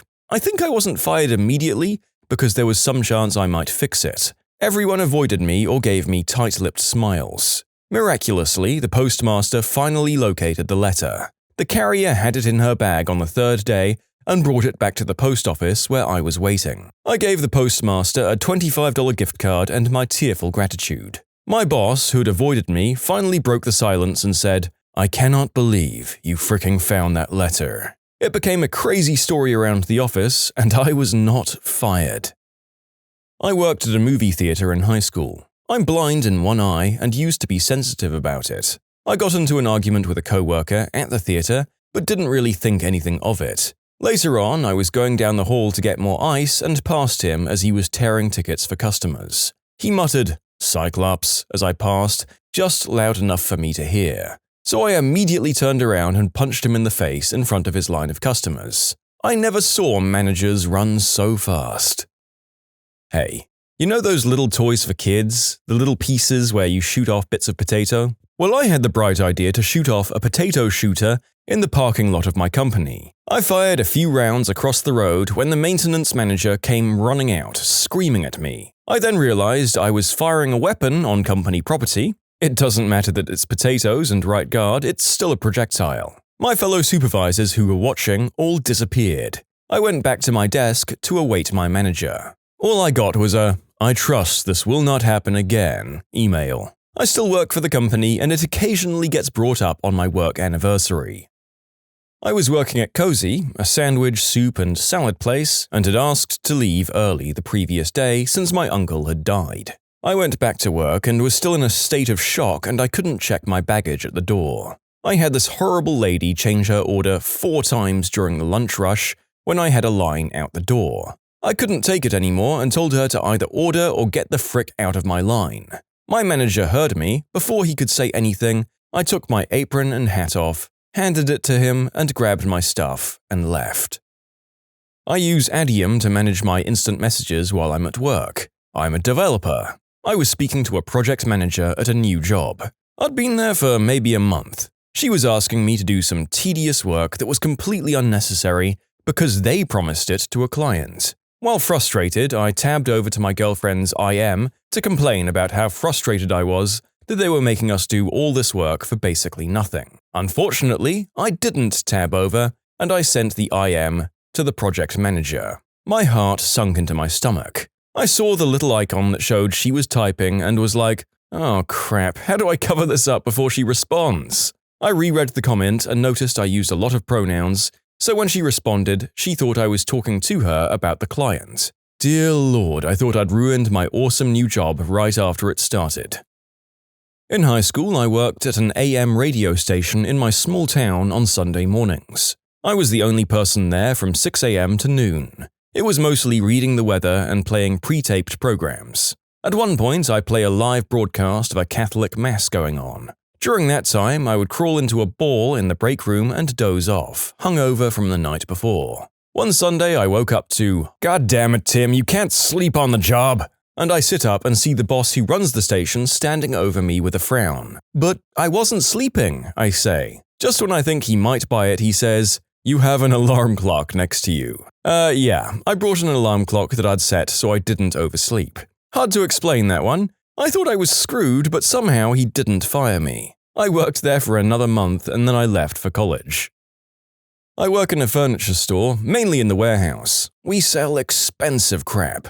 Like the cheapest lamp you'll find is $100, and that's because it's damaged slightly. We'd received a shipment of a very expensive set, all for a model home that we were staging. I had a china cabinet, still boxed, on our forklift. It was set on a pallet upright on its side, so that was very tall and not very wide. I was bringing it into the warehouse and being super careful. Well, we have a sunken manhole right in front of the warehouse garage floor. The front right wheel of the forklift went right into the dip, and I watched that 350-pound box of wood and glass teeter, rock, and fall flat on the ground. It made a solid thunk, and I knew it was all over. It turned out to not have a sad ending. The lady in charge of damages knew it was an accident and ordered a new one right away, no worries or anything. But when we received the new piece, my manager wouldn't let me near it. Look, I know that you knew about the danger of the manhole and all, but surely it's mostly on your boss for knowing that this problem was an ongoing thing and not taking steps to fix it, because they sure as all heck would have had trouble firing you for that kind of incident. I'm a medical equipment repair technician. One night I was working on an exam light that was hanging from the ceiling in an operating room. I had a bit of it apart and was inspecting the connection between the big light head and the arm that it was suspended from when a clip popped out. The light head dropped to the floor. The arm is spring-loaded and it shot up and shattered the ceiling and 5 or 6 lights, showering the operating table, anesthesia cart, and myself in ceiling tile, plastic, and glass. At first, I was in shock, and what just happened didn't register in my brain. I reached down to pick up the light's head, which is about 3 inches across, and grabbed the arm with my other hand. While trying to put them back together, I realized I'm coating everything in blood. The operations staff came running in and just saw me surrounded by destruction and covered in my own blood. Fortunately, the charge nurse had a sense of humor. I worked at a ticket booth for a water park in high school as a summer job. It was 2010, and so a lot of the people I was working with were adults with families and whatnot, but we were all very close because it's retail, and thus gives you all a common enemy. Anyway, with school starting back up again, I'd put in my 2 weeks' notice. It was a summer job, so I actually had to give my end date on the first day, but we still had to submit a notice. Our company was extremely paranoid about cash. We didn't have any money or cards on us at any time while working, and you couldn't leave your work area at all once you were given money unless you checked your till back in to your supervisor, including every bathroom break. There were cameras all over the booth, and you had to explicitly count any money on the table, separated, so that it would show up on camera. All money was counted randomly throughout your shift twice a day and then again at the end. If you had a variance of over $20, it was considered a Class 3 violation, and you were immediately fired. Tickets for the water park were about $60 a person, so one screw-up was essentially all you got in ticketing. Anyway, a woman I was working with, probably about 45, was checking her till in at the same time as me. We talked a lot during downtime. I knew she had 3 kids and was recently divorced.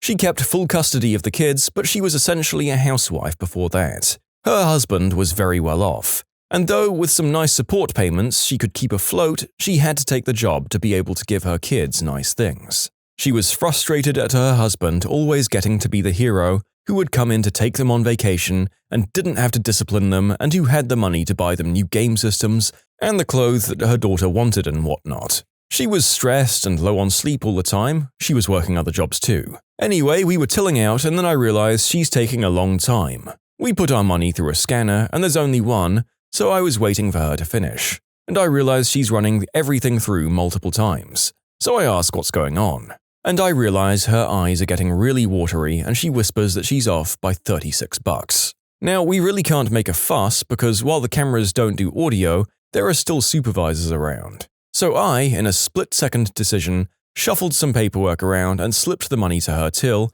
and told her to just try again. I figured that I was signing off my own death certificate. I got fired on the spot when they checked me out after. They took my gate keys and my ID card. A security officer was called and he escorted me to the break room to get my stuff, and then to my car, where they took my parking pass and drove behind me in their golf cart until I was out of the gates. I wasn't allowed to see anyone or say goodbye, so there was no real closure with me and that woman. She did call me a couple of days later to say thank you and how much it meant and whatnot, and invited me over for dinner with her family. But I was getting ready to go back to school for a couple of days and said no thanks.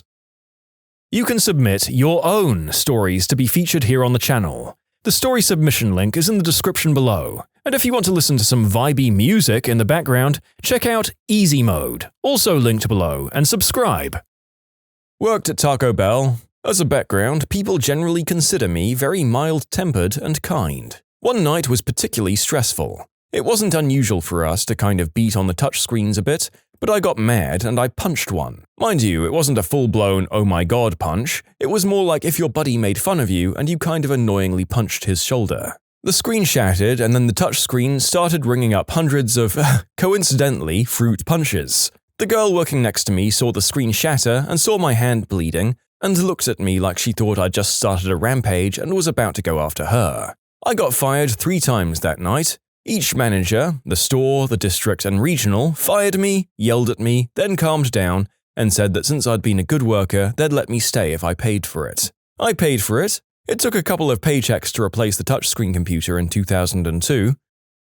I was working for a faith-based radio station. I was supposed to hook up the ISDN for a live broadcast. I shut my eyes, just for a minute, and woke up half an hour into the hour-long broadcast. I got the ISDN to connect, but no audio was playing. I yelled some things like, "Eggplant sucker, goddammit," and then I figured out that the ISDN was hooked up to an A-B switch. The B side was the microphone in front of my face. A couple of old ladies called in after the broadcast saying, "I didn't hear the church for a half hour, and then I heard a man's voice, I think it was you, and then it came on." "Oh, don't worry, ma'am, it won't be a problem going forward, I assure you." I told them I'd switched my medication and passed out. Which is sort of true.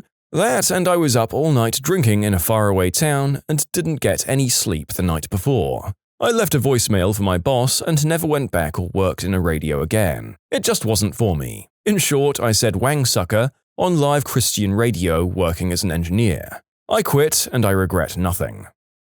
Honestly, the narrator doesn't think they would have fired you, or at least they shouldn't have. Given that you hear about male pastors getting away with mega scandals, what's an accidental exclamation of member sucking between friends? But in all seriousness, I don't think they would have. Depending on the faith, these people can actually be quite forgiving. Threw a staple gun onto the counter. It bounced up and smashed a hole through the monitor at my workstation. I was fired the next day. I was young and I had just got my full-time job at an awesome company. It was a small .com startup, and those of us in customer support, which was about 5 people, had a running gag with the NOC team, which was about 5 people. We called them the NOC bastards, and they called us pool boys, even though I was the first female on the customer support team. On a dare from my supervisor, Reed, not my real manager, I went into the company's alias list and set up nocbastards@company.com to go to the NOC alias, and poolboys@company.com to go to us. The system admin saw the file change and he saw who changed it. Third day of work, I got a stern talking to. I went white as I saw my dream job slipping away. He saw how freaked out I was getting and said, "Calm down, you're not going to get fired for this or anything," before proceeding to go further. He then called in my supervisor and gave him a real stern talking to as well. I ended up becoming friends with that system admin and spent 6 wild years at that company. Oh, my dad has a great one. He was a busboy at a restaurant and it was his first day on the job. The place was packed and he was rushing back with a ton of dishes. Somehow the tray to carry them fell and all of the dishes fell to the floor with a loud crash. Everyone looked over at my dad. My dad saw that there was one lone dish intact, picked it up, held it out at arm's length, then dropped it. It broke. Everyone in the restaurant applauded and he was then fired. I was once chatting with a higher-up manager about how a lot of people were away on the holidays. She said she might leave early, but I was stuck pulling a couple of extra hours with all of the people out getting their stuff handled. As she was walking away, what I wanted to say was, "Yep, don't want to have anyone working harder at their job than they have to this time of year," or something like that. But what came out of my mouth was, "Yep, don't want to have to make you do your job." She was already around the corner by the time I got that far, so my brain made me stop talking. Then I realized what I'd just said. But it was too late, she was already gone. I heard about it quite a bit from my direct superior later, but nothing came of it. I worked phone technical support in the late 90s. We had an instant messenger program, but weren't supposed to use it. Only the managers contacted you on that. So a manager starts a large group conversation on a Friday, then immediately drops off. We continue chatting and having fun for a few minutes, but most of us drop out. About 10 of us kept going. After some time, someone invites a few of our Canadian counterparts to the conversation. We're joking back and forth about who has the better beer, how their weather is sunny, ours was rainy that day, among other things. In the spirit of fun, I post the lyrics to the Royal Canadian Kilted Yaxman song from Ren and Stimpy. It seems to be no big deal, conversation dies out within about 15 minutes and we eventually turn it off. I then get a dreaded manager instant message asking my name and group manager. Uh-oh. Within a few minutes, I'm called in by my manager and he takes me to another manager who runs the Canadian group. I was reported as making offensive and harassing comments. My manager asks me very solemnly, "What did you say?" I know I'm so fired at this point, so I just say, I quoted the lyrics to the Ren and Stimpy Royal Canadian Kilted Yaxman song. He snorts and almost does a spit take laughing, and then quickly recovers and says, "Okay, don't do it again. Instant messenger is only to be used for work purposes." The other manager just kind of rolls her eyes, tells me the Canadian team doesn't have a sense of humor, and reiterates not doing it again. And that was it. I got away with a slap on the wrist.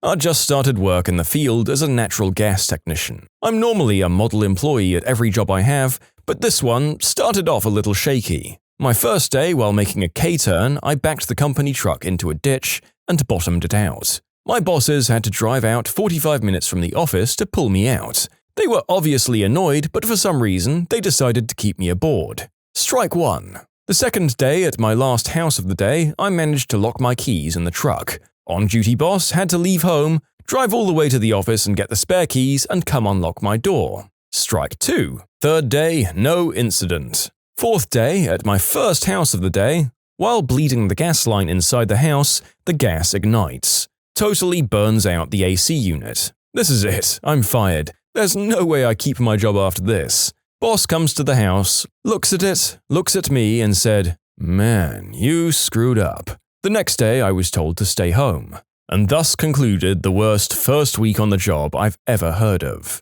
The best part? Somehow I didn't lose my job, but instead went on to be the best tech they had. I worked there for over a year before moving on to do better things.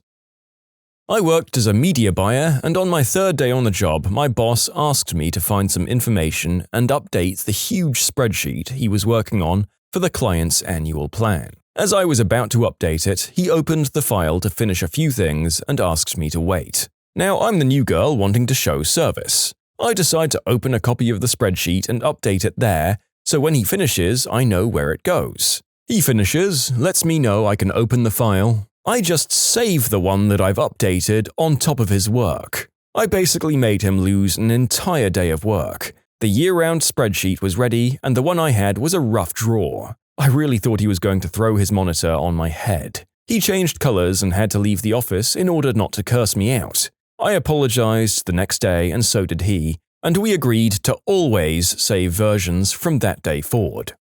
Firefighters. What ways have you seen idiots literally make their lives go up in flames? In the city of Colorado Springs, the local news did a fluff piece about candle safety near Christmas. After they were done filming, the owner of the store that they were filming in took the crew out to breakfast. She didn't put out the candles and burned several shops to the ground. The film crew was there to film her breakdown when they realized what had caused the fire. I worked for a restoration company. A family cut a small tree down and tried to stuff it up their fireplace to burn it. The flute was so crammed with leaves that smoke started to fill the living room.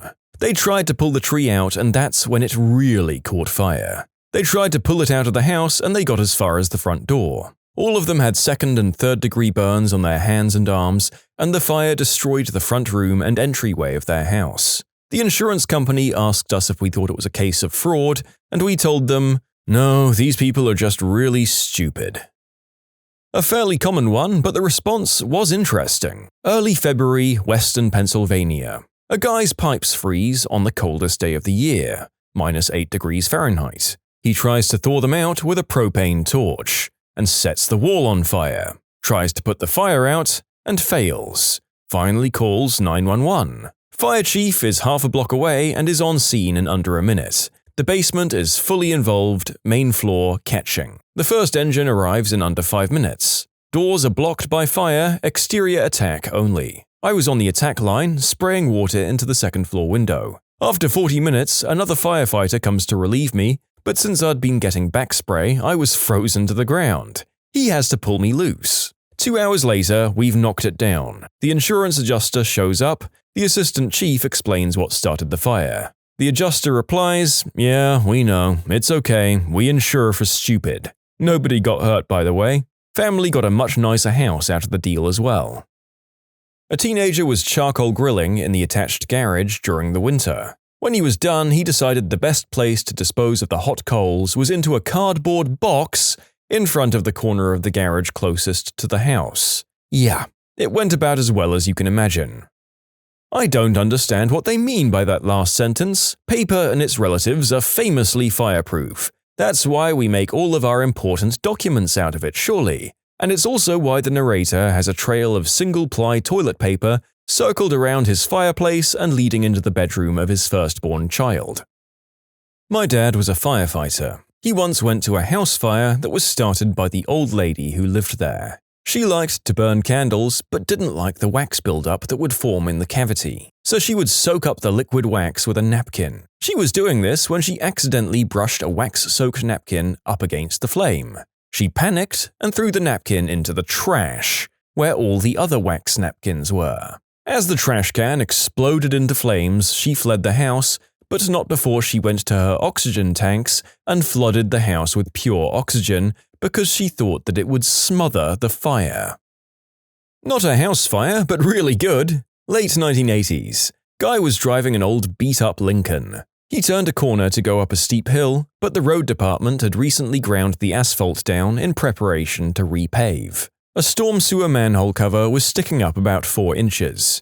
As he went over it and up the hill, the rear of his car dragged due to the pavement height difference, and the manhole ripped open his fuel tank and sparked off the gas. He described it as, "I heard a scraping sound, looked in the mirror, and there was a trail of fire chasing me up the hill like I was the roadrunner." He pulled into a gravel parking lot and tried to kick a brake in the trail before the fire got there, but it jumped the gap and hit the car. By the time we got there, it was up in flames. He actually thought it was kind of funny. The only real loss was his wife's purse with her license and credit cards. The car was insured and they got a nice payout for it. I am a firefighter, but this wasn't in my district. A guy was attempting to forge a sword in a burning barrel in an alley, based on something he'd watched on the History Channel. The embers from the, quote, forge lit up the building he lived in and destroyed 3 multi-story family residential buildings. This happened in the past fall. A family had a fairy house that was outside, right next to their wooden-sided house. The fairy house was made out of an old tree and had a bunch of decorations in it, including incense candles. One evening, they decided that they'd light the candles for the fairy, which then caught the tree on fire, which then extended into the house. Since it started on the outside, it ran up the side of the house first and got into the attic and second floor. The family was home, but in the first floor while this was happening. It wasn't until someone driving on the road saw the smoke and went to alert the family that they realized. Luckily, we were able to save the structure. There was a bit of damage to the roof, attic, and second floor, but the homeowners are rebuilding those areas now. In college, a girl in the dorms was making popcorn, which, not sure, but somehow caught fire in the microwave. She didn't want to get into trouble for it, so she grabbed the flaming bag of popcorn and threw it into the nearby trash can, then proceeded to cover the fire with paper towels to, quote, smother it. She actually thought it would work. It did not work. I came back exhausted after work to find the dorm building surrounded by fire trucks.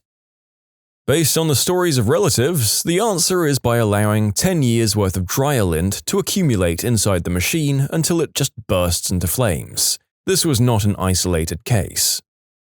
Forgetting to close the bottom of your grill and then going overboard with lighter fluid. Oh yeah, a friend of mine in the 5th grade caught himself on fire with lighter fluid when the charcoal wasn't really starting. They used to sell extension arms that you could hook the lighter fluid can to, and he used one of those. But the fire ran up the dripping fluid into the can. No problem, he just walked over and set it down and released the holder, at which point the can tipped over. It was only about a quarter full, so only a little spilled out, but he went to tip it back up when it exploded right when his head was above it, and the burning lighter fluid covered his head. He was pretty smart for an 11-year-old. He remembered where the fire extinguisher was, ran over, pulled the pin, sprayed himself, but he still had bad burns all over his face and head.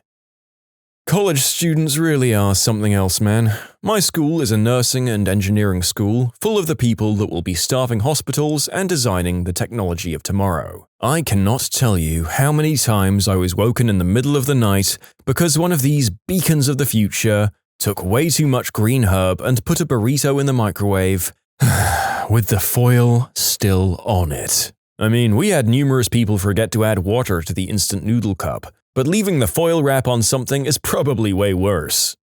Oh, that awkward period between leaving high school and becoming real adults with jobs. We learn a lot of important lessons during our years in college, like what not to do in the kitchen, so that when you inevitably move into your own flat, you don't burn it down around you. Not everyone learns it early enough, I guess. It was in my local paper. It turned out to be my friend's older brother. He tried to smoke out bees in the loft and set fire to the insulation in there, and burnt the whole house down. My father was a Boston firefighter for more than 30 years. One of his more memorable stories was a foreign family who'd ripped up their cast iron bathtub and built an open flame underneath it. They used the tub as a giant oil fryer. Naturally, this didn't work out very well and the house caught fire. To add to the insanity even more, the family absolutely refused to let my dad and his co-workers in without taking their boots off, which of course they couldn't agree to. Just crazy. I was a chef before I was on a volunteer fire department for a bit, and this was at a restaurant down the street from my old one. Cooks at this restaurant forgot to plug the drain in the deep fryer. So what happened was they put oil in a fryer which drained immediately right before lunch, turned on said fryer, and that's when the coils caught fire. So not only did they spill 5 gallons of oil, burn a fryer, fill a restaurant with smoke, and kill the service day, this was the second time it had happened. My uncle is a firefighter, and the answer is Christmas trees. If they dry out, they become a ticking time bomb. He used to do an annual demonstration where he'd let a Christmas tree dry out for a few months, and then he'd take it outside and ignite it. The flames would shoot 40 feet in the air and the tree would be gone in a few seconds. It was mightily impressive to behold, and I'm sticking with artificial trees. Firefighter here. One extremely cold night, the temperature was -11, with wind chills in the -40s. This guy tries starting a fire in his fireplace and couldn't get it started. He decides to use gasoline. He dumps half a gallon on the firewood stacked by the door and the other half onto the wood in the fireplace. As he attempted to light the fire, he couldn't get the lighter to work. Now the vapors are really starting to build up. He then goes to the kitchen, which adjoins the room with the fireplace, to use the stove to light some newspaper. As soon as he turned the knob on the stove, the igniter lit the gasoline vapors. The living room was instantly on fire. The vapors singed all his hair and he got first-degree burns on his hands and face. We, on the other hand, spent the next few hours in the extreme cold. Flash ahead 3 hours, now the firewood outside has somehow ignited and we have to go back. The second fire had some time to really grow. In the middle of the night, everyone was in bed with no one around. The longest, coldest night of all my life, all because some fool decided to use gasoline to start a fire indoors.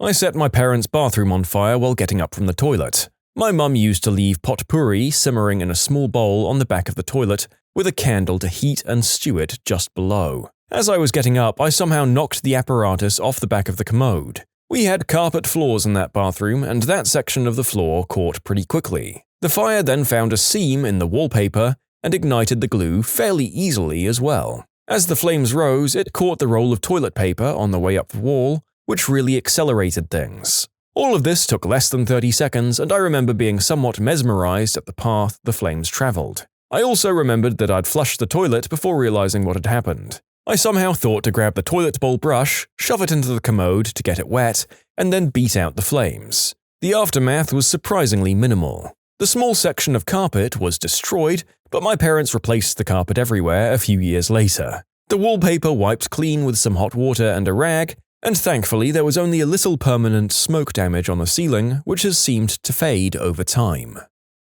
You can submit your own stories to be featured here on the channel. The story submission link is in the description below, and if you want to listen to some vibey music in the background, check out easymode, also linked below, and subscribe.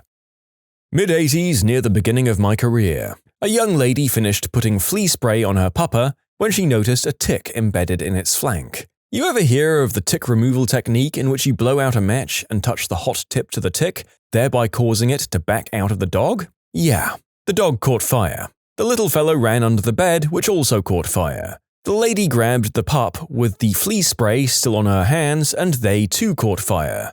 Long story short, the house was a mess, but both the lady and the dog fortunately survived with moderate burns. There was also the lady who tried to sanitize her panties in the microwave, but thankfully I was off that day.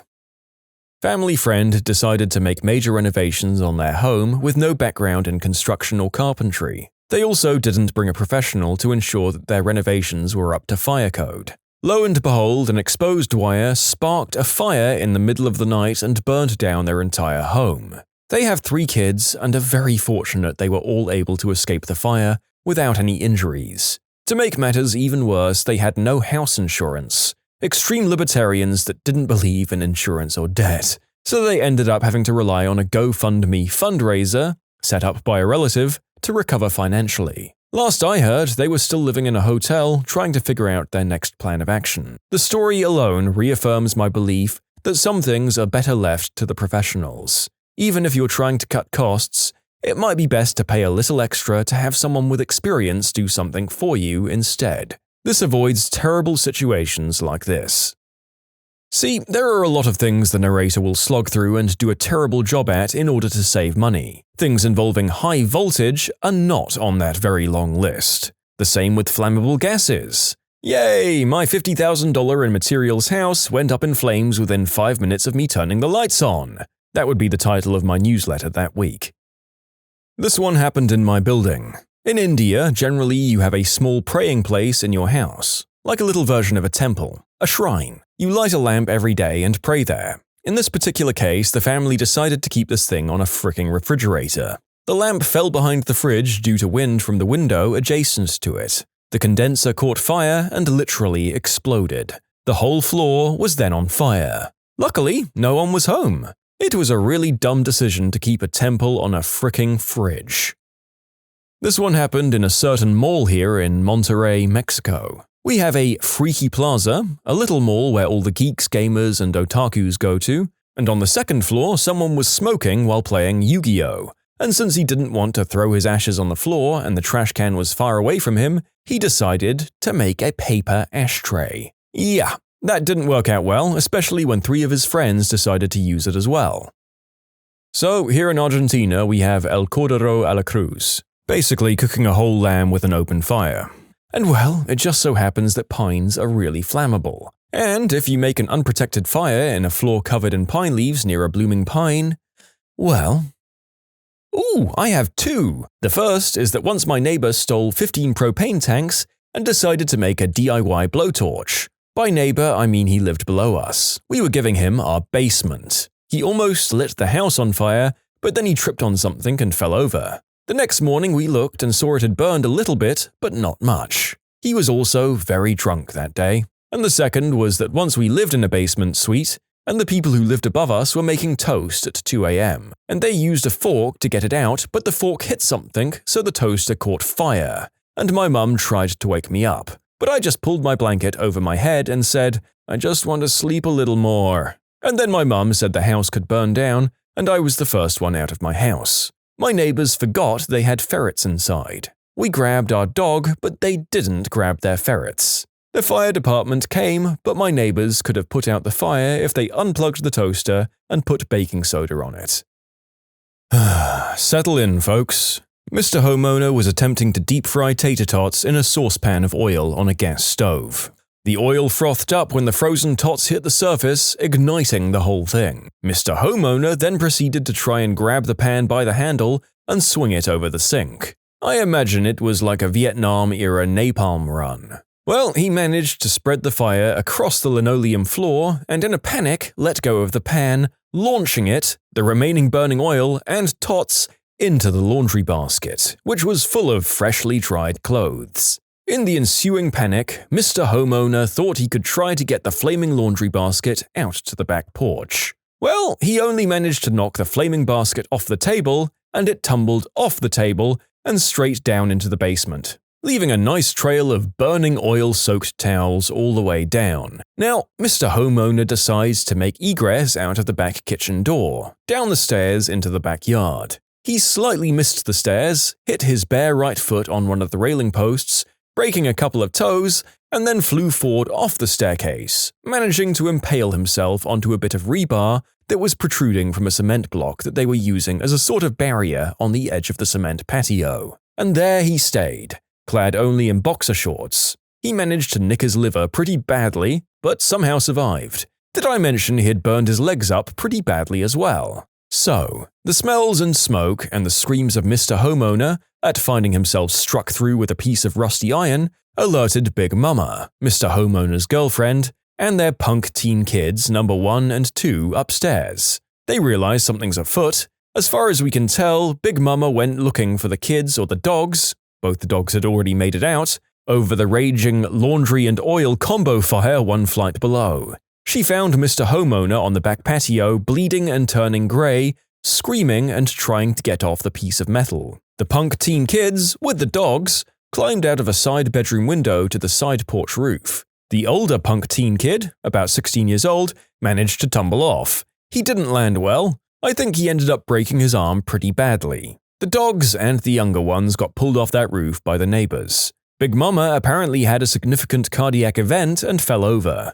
She happened to do so in the junk room, a sort of Collier Brothers-style room filled shoulder-high with stacked boxes of junk. By the time we got there, it was just a charred, soaked mess of black slop about waist deep.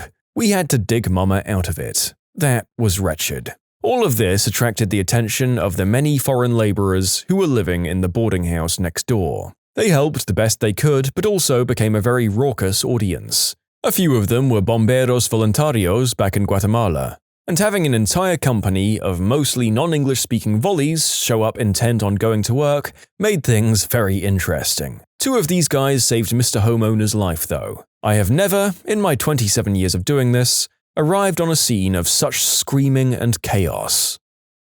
Thank you, dear author, for a very well-written and illustrative description of this absolutely chaotic, raging inferno and many resulting medical episodes that resulted from it.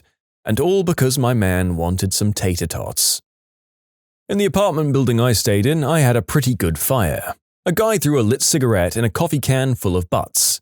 It was on the far side of the building from us, so my upstairs neighbor and I got to stay. Everyone else had to move. We were dealing with water leaks for almost a year after that. It took them so long to sort out insurance stuff and to make repairs. They finally put on a new roof a few weeks before we moved.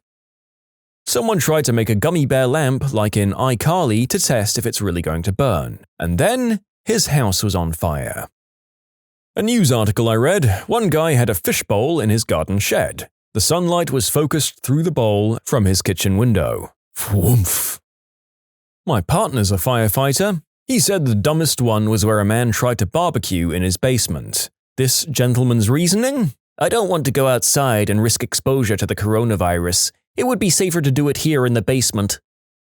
Not a firefighter, but I read a story about a woman that started a fire because her firefighter friends were bored. Mine was stupid, but reasonable. There was a spider. By far the dumbest is people smoking while on medical oxygen, like the tanks are coated in labels about how inflammable it is. I was living in a big old single-family home that had been converted into 6 apartments. Because it was a house, it had a shingle roof. The owner hired one of those unlicensed, uninsured type outfits to work on the roof. The kind you find hanging out at Home Depot in the morning looking for jobs. Anyways, long story short, the guy was on the roof, smoking, and somehow caught it on fire. Rather than dialing 911, he ran down 3 flights of fire escape, got the garden hose, ran it back up, and once he got to the top, he realized he'd never turned the hose on. So he ran back down, turned it on, and ran back up. Apparently by that time, it was out of control, so he headed off. One of the neighbors finally called 911, but by then it was on full blaze, destroyed the top 2 floors and most of the first floor. Moral of the story is, just call the professionals. When you subscribe, make sure to hit the bell to turn on notifications. Put the playlist on in the background to finish listening to all the stories, or if you want some vibey music to put on in the background, check out easymode. If you like Am I the Genius, give Am I the Jerk a shot. Everything linked in the description.